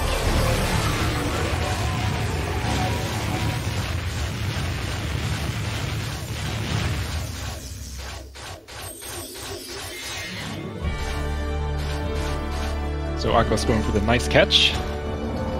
Much like the other games, if you hold up while picking up the key, it says nice catch. Yep, even if the key is on the ground. Yeah, even if it's on the ground. I think if you're holding up and you jump onto the key, the game says nice catch to the key for catching Arthur. Yeah. It could be. I think that's the lore, actually. Yeah. And I think, I don't know if we talked about this in the Ghouls and Ghosts run, but when you're fighting the Cerberus, that's the one key that we know of that you can't knife catch. It's not possible to get a nice catch on the flaming village stage on Ghouls and Ghosts, and the working theory is that the key is simply too hot to catch. Yeah. It's pretty good. Okay, so Midri is coming up to the Black Dragon boss here, where you have to have the angel armor to kill him. Like, you can get like guaranteed the angel armor drops to reach the boss. You can get a really quick kill if you dare flying close, really close to the dragon here. Let's see. Oh, he gets a really docile pattern. He didn't have to do anything special. Man, that was nice. Moving really fast through this game.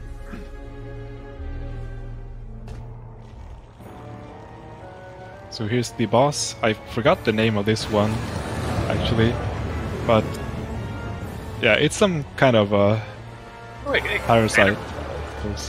Kind of reminds me of Beelzebub from D&D. Not Yeah, quite this is like a distant relative of both Beelzebub and Ohm.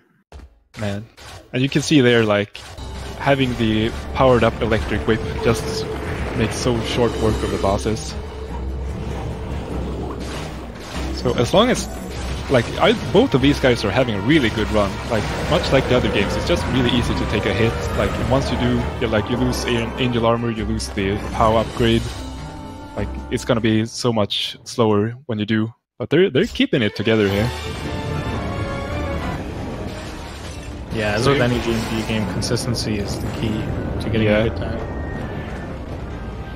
So this is like, this stage is just very difficult, the lava stage here. I think on loop 1 we can just pretty much, we have everything we want, so we can just keep going through here, unlike loop 2, but we'll discuss that later.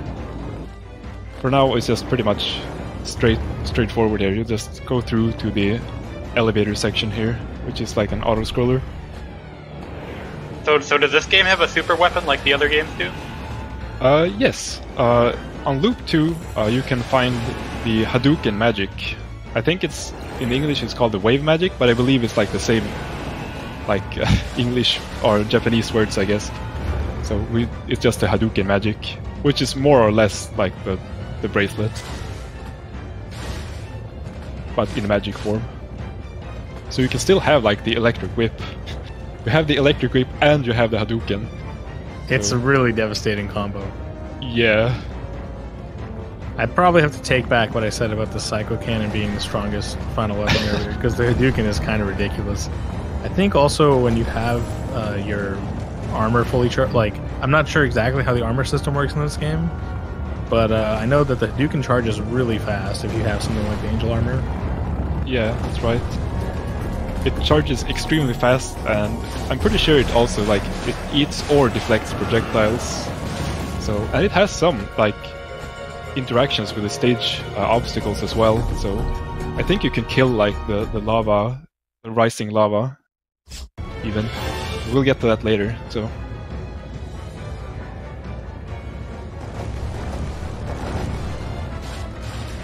We're just waiting for the elevator here, for Midri. Meanwhile, Aquas is reaching, I think we got a name drop here. Vermirus is the name of the boss, right? Aquas is just gonna climb up the disappearing platforms here, but it's not a problem since he has the angel armor. Even if the platforms disappear, he can just fly with the angel armor and finish the boss like that. So these goodies you get at the end of every stage, are those random? I believe there is like a sort of a fixed system to like what's gonna be in a pot. Mm-hmm. Like if you open a certain amount of pots, it's gonna be like a guaranteed shield, basically, and stuff like that. So, right. So Midri has arrived at the Looney Tunes spiral. I believe it's Looney Tunes with Sauron at the bottom. Yeah, like in the middle of Looney Tunes spiral, it's just Sauron, who has a couple of tickler hands that you have to kill to progress.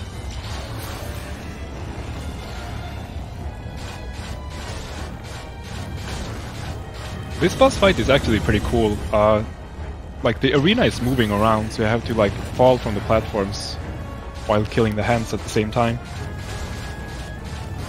The stages themselves are much more interesting in this game compared to the other games in the series, which are mostly have the player focus on like the foreground and just the enemies. But there's a lot going on in the stages in this game, and they're more interactive. Yeah, it's true.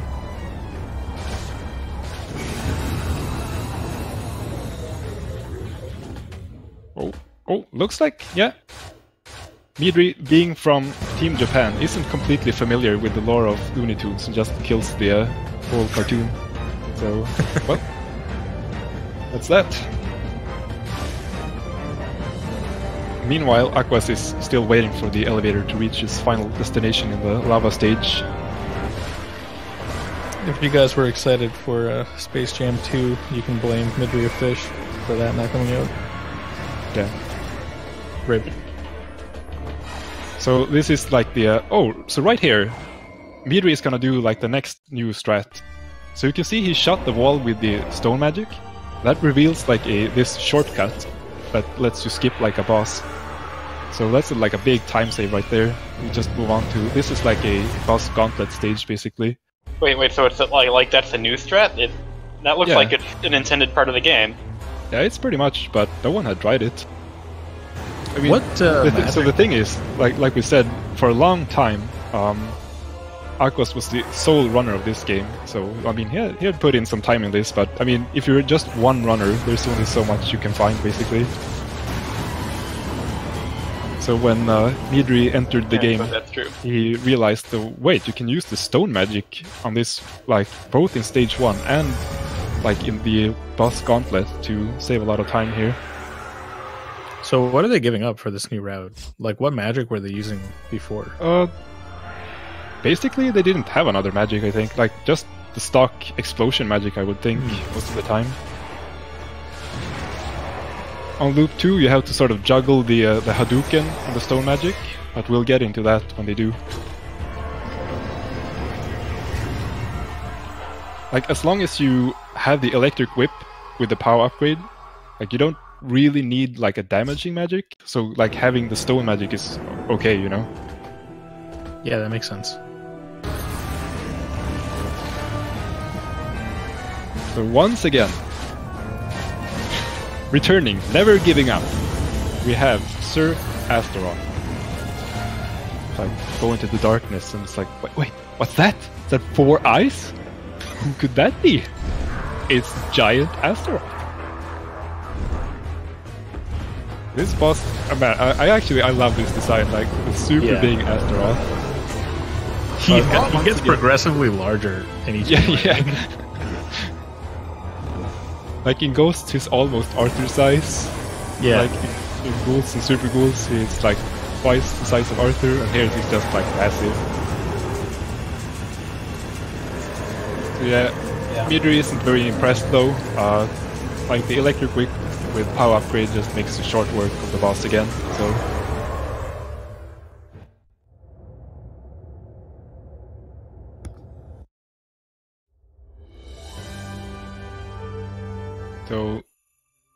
so Midri has reached sort of the midway here. So what's the lore of this game as to why you have to do the second loop? I think it's Arthur, you didn't have the Hadouken magic. You must play the game again. I really wanted to see it. It looked really cool. So,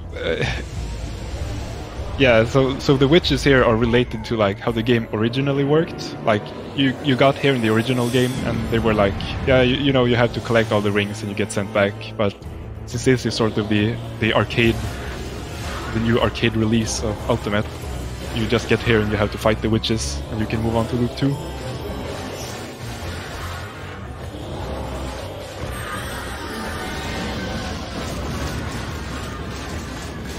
Yep, and he's done with Loop 1. I don't think either of these players have made a mistake so far in this run. Yeah, I was just about to say, so it looks like Midri has like a pretty significant lead, but we have to take account that unfortunately the load times between Aquas' real hardware and Midri's emulator is pretty big. So like in real time it's gonna look like Midri is getting farther and farther ahead, but that's not exactly the truth. Both players take their first hits. Oh, Man. At the same time. And another thing is... He's writing the script, guys. Is it you, sir? Midri does have a lead because of the lead Malcome left him. Yeah. There's always that, too. Aquas is going to have to make up ground. So they've both got their... You know, the backup angel armor, stage 1 here. He had still the dragon shield, so he can fly and get it. There's also a power you can get here. If you stand on the stone, the blood magic, the blood there. So right here, we have the Hadouken magic, but we want to get back the stone magic once again, so we can do the skip here. So here's sort of the first swap over to stone magic. Oh, unfortunate there. So the skeleton with the shield spawned, and he tossed his petrifying thing to destroy the rock, but the skeleton ate the petrifying magic. And meanwhile, he was going to optimize, gonna be smart to pick up the wave magic he got back there early, but yeah, he was unable to do the skip basically. So he has to fight this boss, which is very similar to the witch's fight.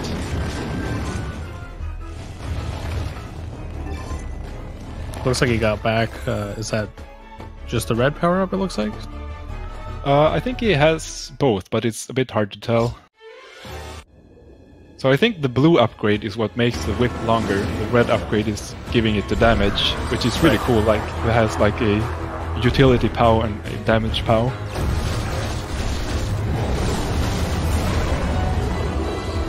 So meanwhile, Aquas is fighting Astaroth here. And he has the dragon shield, so it's pretty okay here. He can still fly even though he doesn't have the angel armor. Looks like Astaroth can fly now too.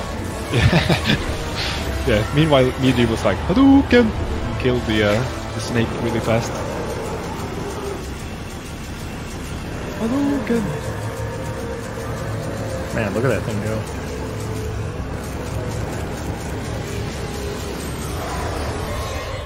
Yeah, so basically on loop 2, you want to get the Hadouken magic pretty fast because it's so strong, but at the same time you want to switch back to the rock magic so you can like skip the first boss.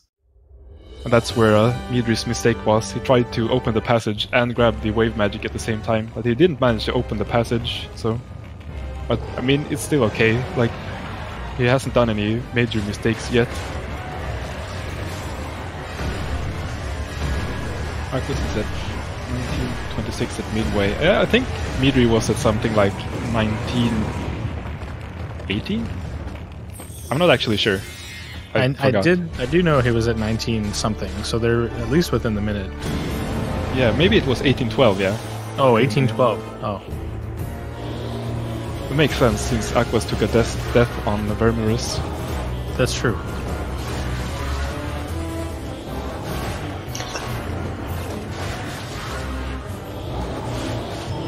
So Aquas is just making his way through the witch fight. In the meantime, Midri is going through the wind stage again. You can see he's like making good use of the Hadouken magic, just throwing it all the time. I think I'm pretty sure, don't quote me on this, but I think the Hadouken killed the tornado right there. Like, it can interact with like stage hazards. I know that for sure, but...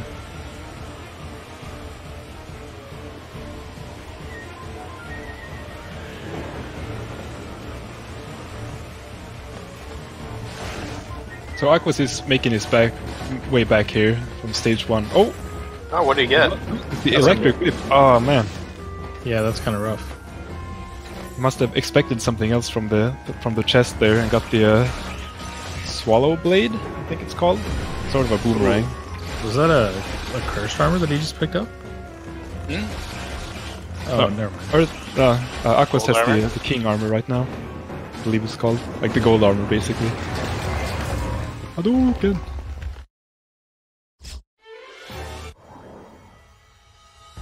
Well, it's nice we get to see some other weapons. Yeah, this game actually has... I think the weapons are... Like at least in comparison to the earlier games, the weapons are actually fairly usable. Here. It looks So like Aquas, fire water. unfortunate it picks up... as I say that, unfortunately, Aquas picks up the fire water here. Well, it looks like he picked it up on purpose. This he jumped. He wanted to get the stone magic from the blue chest. Okay. Like jumped too far into the model.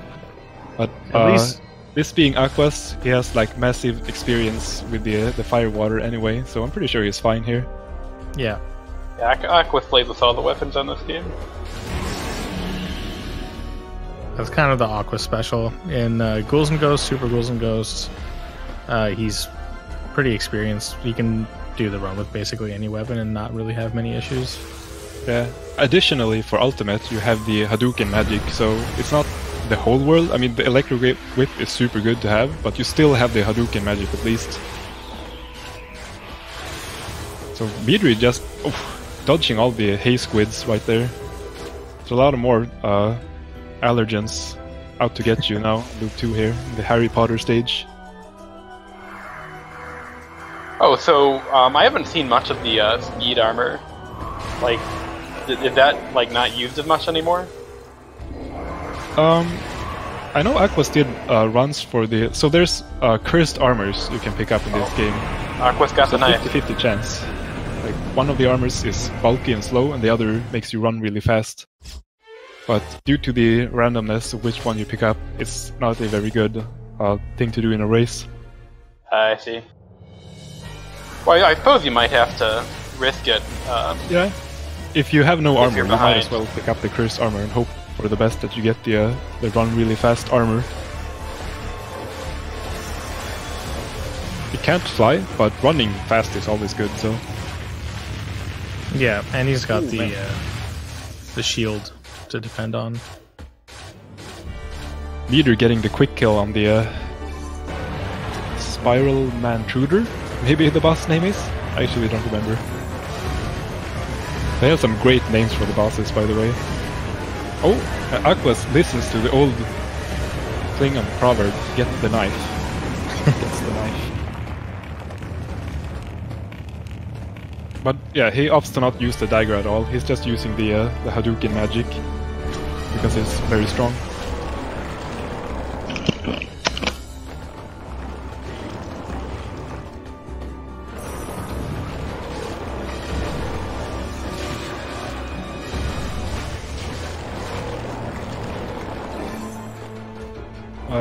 So right now, those who are not completely familiar with this game, Midri is in the lead right now, being about... It's a bit hard to gauge with the timing differences. At the midpoint, he was roughly 45 seconds ahead or so. 1:14, yeah. Julian's got us covered. So I think, yeah, Midri is ahead by, let's say, a minute and a half, give or take. It's a bit hard to judge, unfortunately, real time right now. Adds to the tension of this race. Yeah. Okay, so Aquas is going for the guaranteed electric whip drop, so he's good to go again though. He's got the POW, he's got the angel armor, he's got the electric whip. Oh, sorry Aquas. Shouldn't have said anything. Takes a hit from the tapeworm immediately. Fred sends his regards. The last words Aquas heard before he got hit. You know, it's just tough when your first name initial matches that of the creator of this game. I just send F-waves, even if I don't mean to. You were cursed with his powers.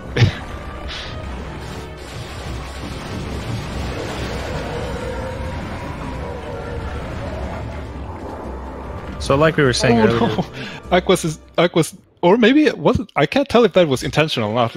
Aquas trips off the Frank thing there and gets the dagger instead of the electric armor, or electric whip, I mean. I'm going to think that's a miss, but I can't quite tell with this game what's intended. Oh, and he loses the Hadouken magic for the chest finding. Yeah, this game is just doing a number on Aquas right now. This is what happens. Oh, are they gonna go for it? Losing, nah. just downhill from there. Yeah, he got the speed armor last time, so I guess probability dictates that one's probably the chunky armor. There's something really nasty that can happen in that section. You saw all those like pink Gradius enemies flying around there, like if you don't kill them, they'll just turn into Areemers after a while. Oh my god. So yeah. So Aquas has the regular crossbow right here. Oh, what is that? Oh, it gets the guaranteed swallow blade or willow blade or whatever it's called. Oh, functions a bit similar to the magic crossbow from Super Ghouls, but this one is a bit more reliable. It's just nice to have in this raft section. Yeah, so I saw it spin around some stuff a little bit already. Yeah, so Aquas has to go through this this raft ride without the angel armor. So when you have the angel armor, you can just fly past this entire section. But now that he doesn't have the armor, he has to go through it the old-fashioned way, riding the raft, which is both dangerous and very slow.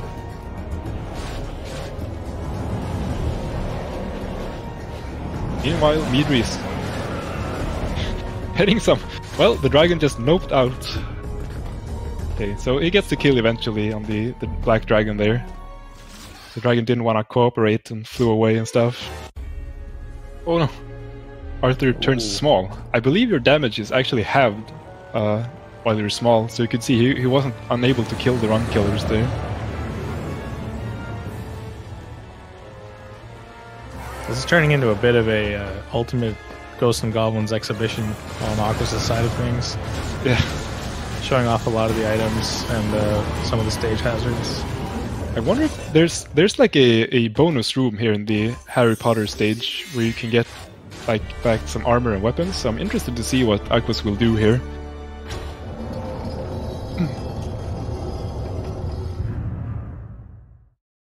Back to the lance.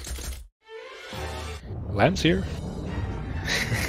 Oh, and he also gets back the Hadouken magic, so that's very good.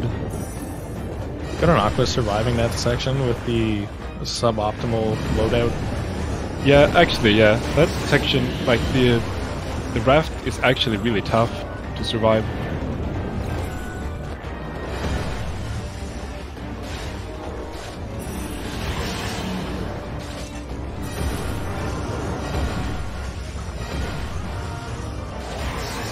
So, right, so we see here on Midri's screen, he's going for the stone magic again here. There's a guaranteed stone magic drop in the lava stage. And this is of course so we can skip a boss in the boss gauntlet later on. So now he can't rely on the Hadouken magic, but he still has the electric whip, so it's good to go. I wonder if Aquas is going to opt to do the same now that he doesn't have the electric whip. Yeah. I would think he does. That he will get the stone magic. But we'll see. I don't actually know which path is faster. But I'm going to assume that if like skipping the boss is faster still. Yeah. Than keeping the Hadouken.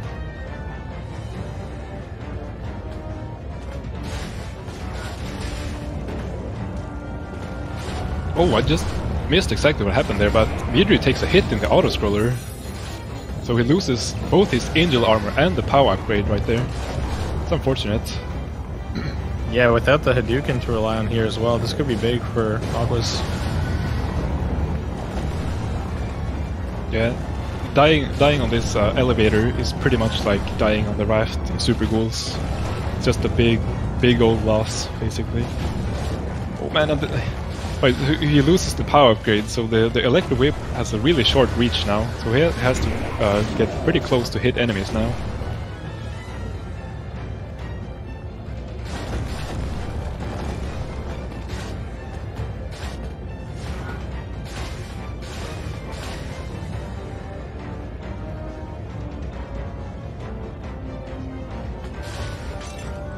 You can just hear some of this great music, actually.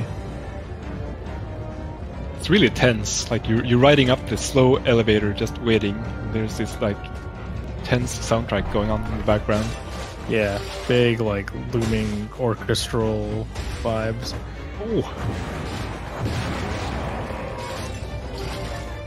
Okay, so he took a hit from the Reamer, but it's all good. He used the iframes to make short work of the Reamer there. Meanwhile, Aquas is still going. He's got the angel armor here, the Hadouken magic.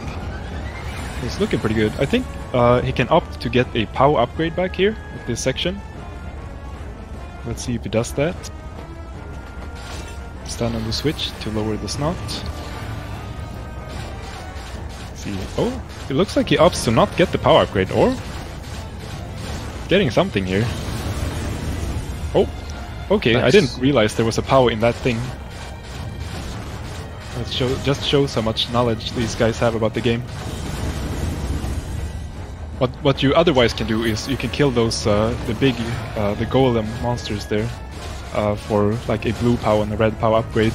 But Aquas knew there was a like full POW upgrade in one of the obstacles there. Oh, hitting the bottom of that platform. I think he missed a jump input earlier. Yeah. That's gonna cost him. He lost the angel armor and the POW upgrade. Rough. He still has the Dragon Shield though, and the Hadouken, so I mean all is not lost here. He can still get a lot of use of the Hadouken magic and fly still, so.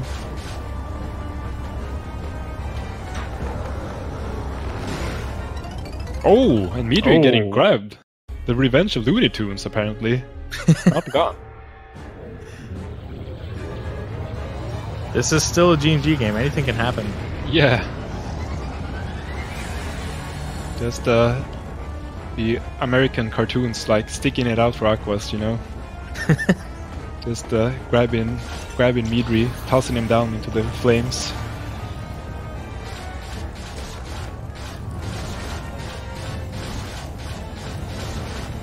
So now Midri has lost the POW upgrade, or it didn't. Maybe he already did, I guess. But maybe that's why he got hit in the first place. I guess he had to get close to the hand to hit it with the whip. So Aquas takes a hit, and now he's got the bomb. Yeah. So the bomb is yeah. I'm not sure how his weapon performs. This looks similar to the keeps the bomb. It doesn't pick up the three-way crossbow. Interesting.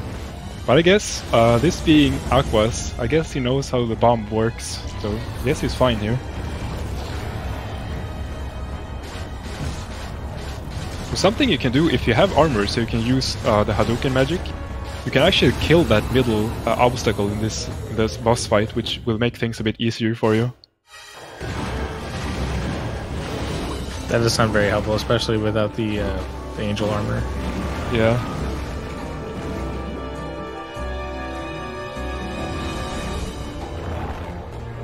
Yeah, this is just like once you get hit in, especially an ultimate ghost, like it's worth saying again. Like if you get hit, it's just really tough to recover.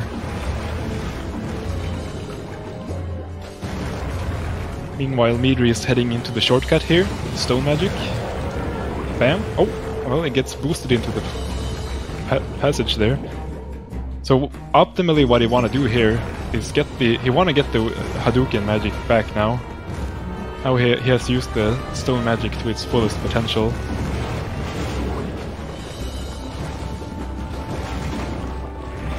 Here's the angel armor.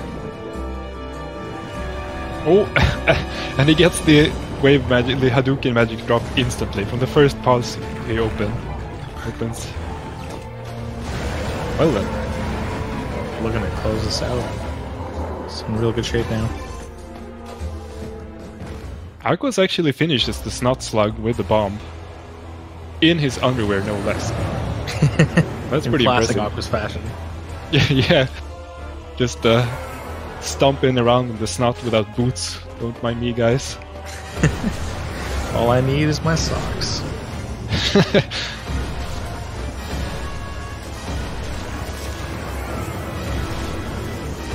Yeah, so Midri is preferring the Hadouken magic here on Vernerus over the electric electric whip, since he doesn't have the power upgrade, has no range. So.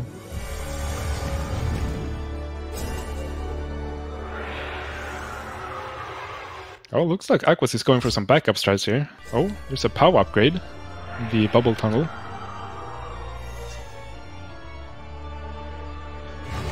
Meanwhile, Midri is heading into the final section of the game. You have to fight 2 Arimers, so you can get to the final boss here. Of course, this is significantly trickier without the POW upgraded whip.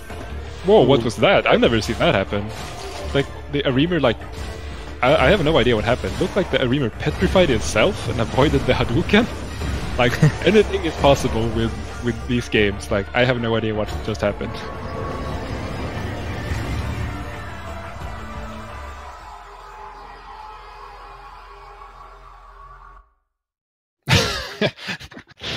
So it looks like Aquas actually got grabbed and lost his POW. That's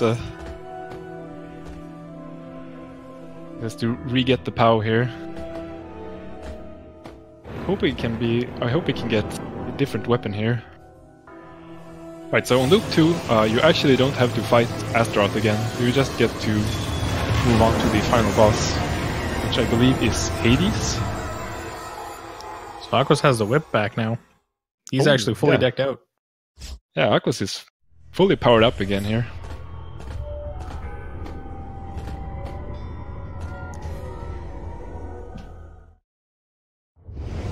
So just as a reminder again... yeah. Go ahead, Seth. Yeah, so just as a reminder again, Aquas is playing on the original hardware, and his load times are a fair bit longer, so we won't really see what the difference in time is between these players until the end of the run, where we see the in-game time, which is more accurate. Yeah, it is what it is. So here's Hades, likes to use his fingers. He's using the mighty powers of point left and point right emotes. Post in chat, guys. Point like right. Oh! That was like a point in all directions, man. Point down. We gotta see. Point down. Yeah, that's exactly what it did. Nice.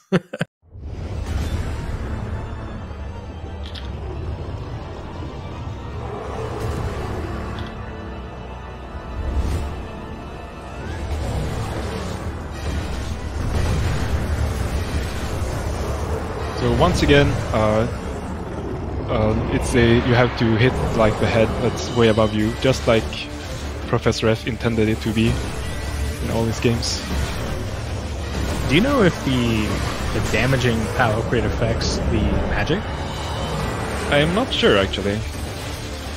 My guess is no, but I'm not well versed enough to say. Oh, so Midri he has had such a strong run all the way through, and now he's died twice to Hades. This boss is actually might be the hardest final boss in all the G&G series, I guess. This boss is threatening for real. This is like Ghouls Loki on steroids. Yeah, basically it's a throwback to Ghouls and Ghosts with like the pointed finger lasers, but it's really crazy. So much going on at the same time. Oh, it's on the final phase now. Looking to close this out. Oh! Got sandwiched. Touching the man. That's a point right. Point right. Just what happened there.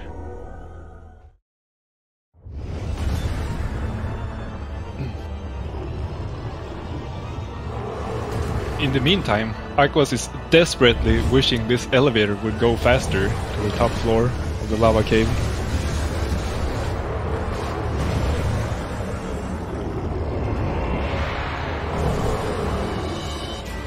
Okay, let's see it, Midri. You can do it, man.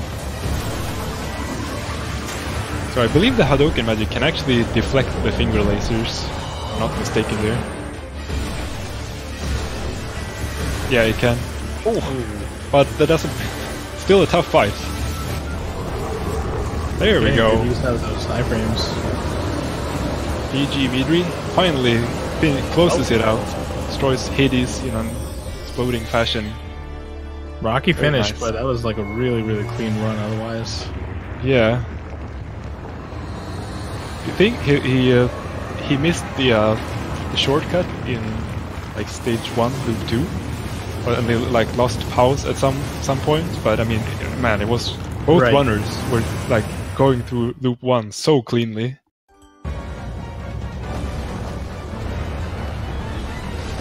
I guess it's supposed it's a bit to be expected, sort of, with this being the very, very first showing of Ultimate Ghosts in a race setting.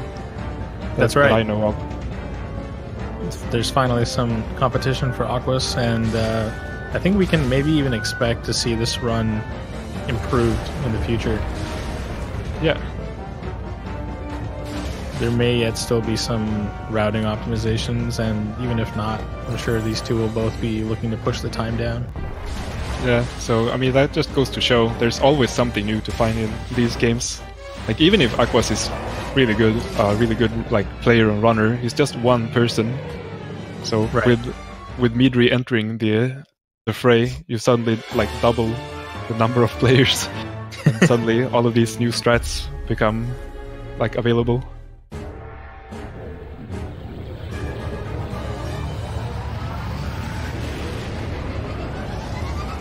So Midri's going through the credits here, and we're going to see his final in-game time soon.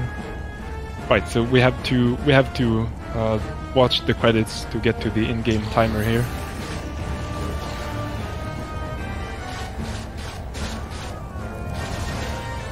Here's 3D Arthur with the very impressive beard, the beard mouth.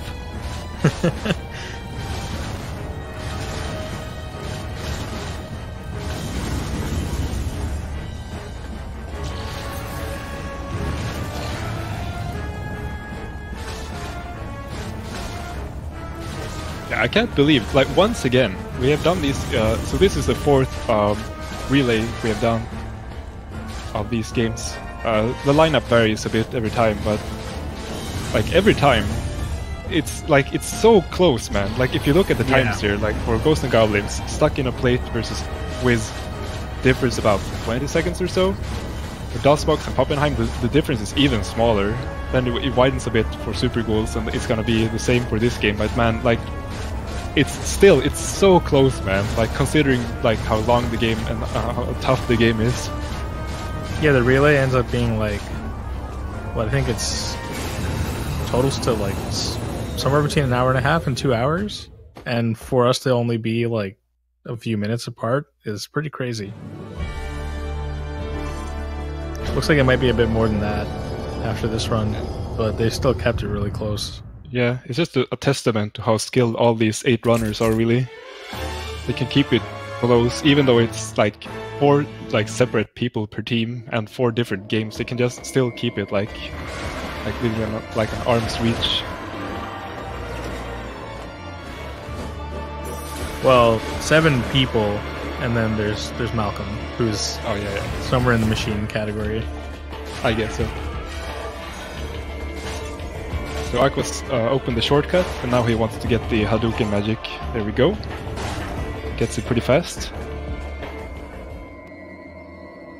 So we're seeing the final time now, 48 minutes and 6 seconds. That's kind of a ridiculously low time, yeah, for this game.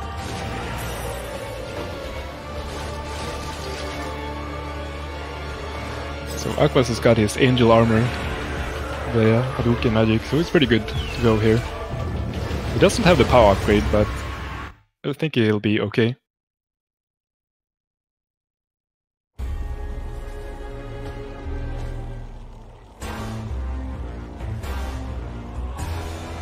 Back to Vermerus. Not really sure. I guess his body is like a cloudberry that's been like left out for too long. So yeah, guys, just toss away your berries before they go bad, really, or eat them.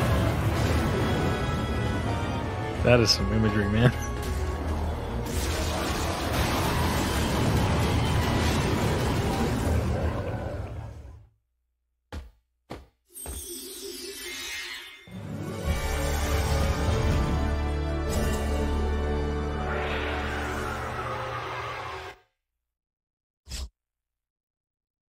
So the total time is in for Team Japan, just coming in under 2 hours. Nice. 154.36. See, I believe, if I'm not mistaken, I believe like the world record for this game, Ultimate Ghosts Revised, I believe the record is somewhere around 40 minutes. I have to check that up, but so still, Midri lost a lot of time on the final boss, I suppose, but not that far off.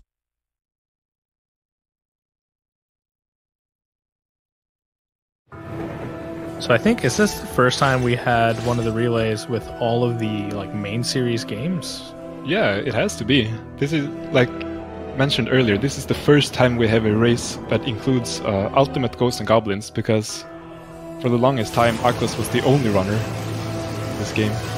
Right. So this is the first time we have all 4 main series games. So we have included like spin-off games as well at some point. We had Demon's Quest and Gargoyle's Quest for the NES, I believe. Yeah, that's right. We had that. We've been trying to also include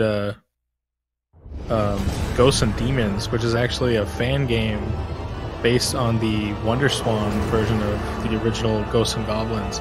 Right. It's really, really well done, but kind of suffers the same issue as this game. And there's only 2 runners capable of actually speedrunning the game, being Aquas and a German runner, Bizarre 2K.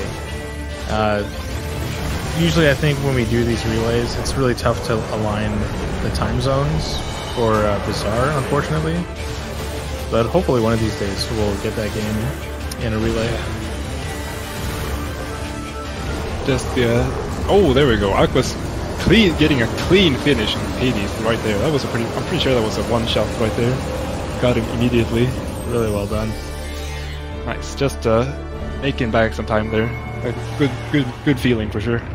And now the game's gonna make us stew for a little bit before it shows us the final time. Yeah. Man, that was a good showing by all involved racers for sure. Yeah, really well done. Keeping it together, man.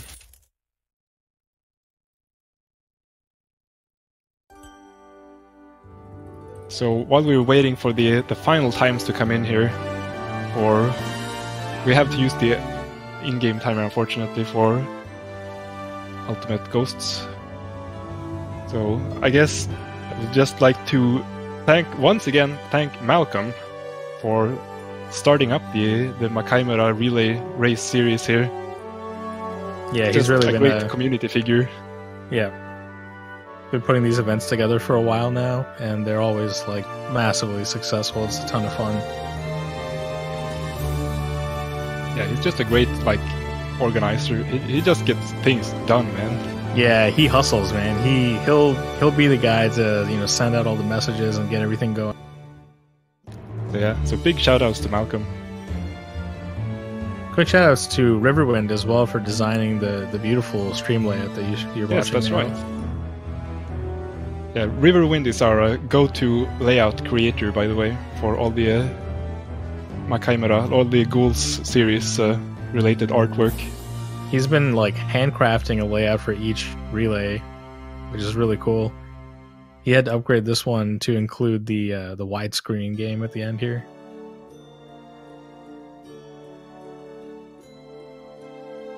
So once again, we see the beard mouth of Arthur.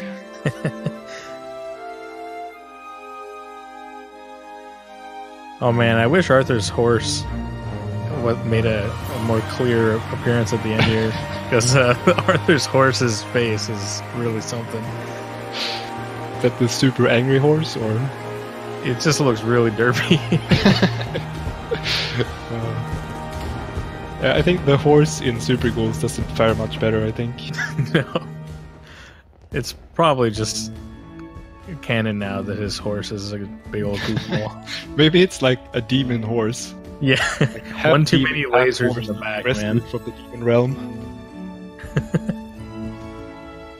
So, Ultimate Ghosts and Goblins is actually not developed by Capcom themselves.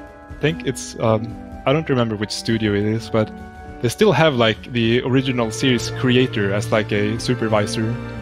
So I think that's I believe actually that's what like holds the game together, kind of. Yeah.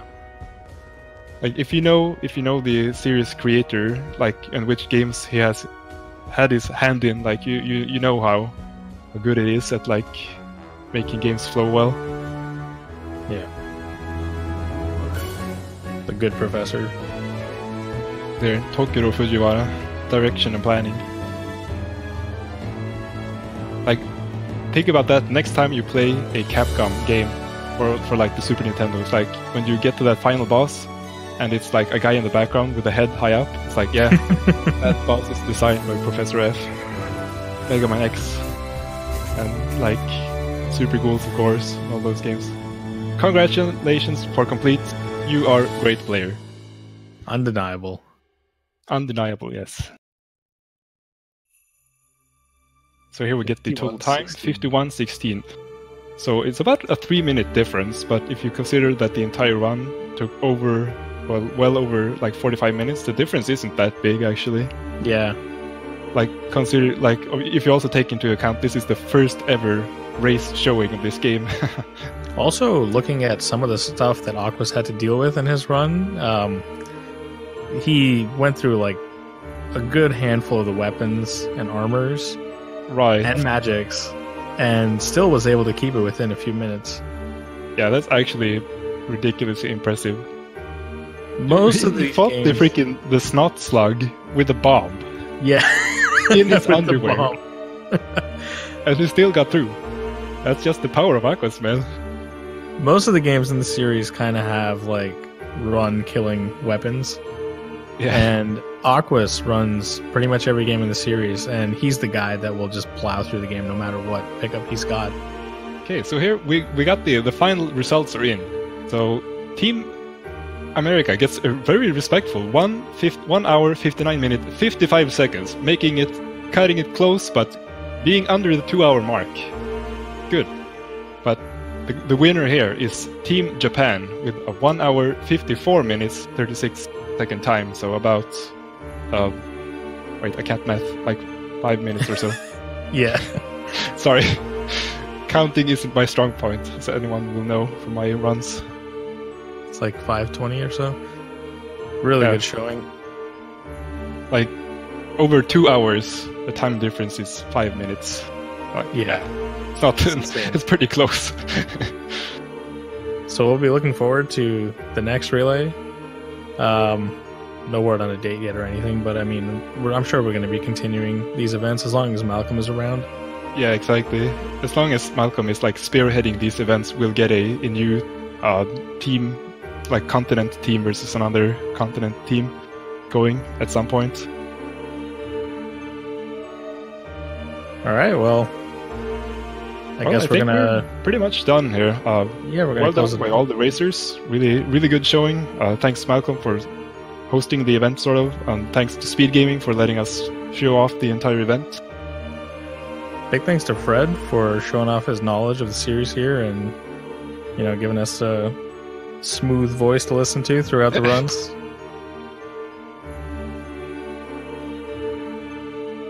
All right, guys, thanks for watching. Thanks for watching, guys. We will see you for the next relay at some point. Take care.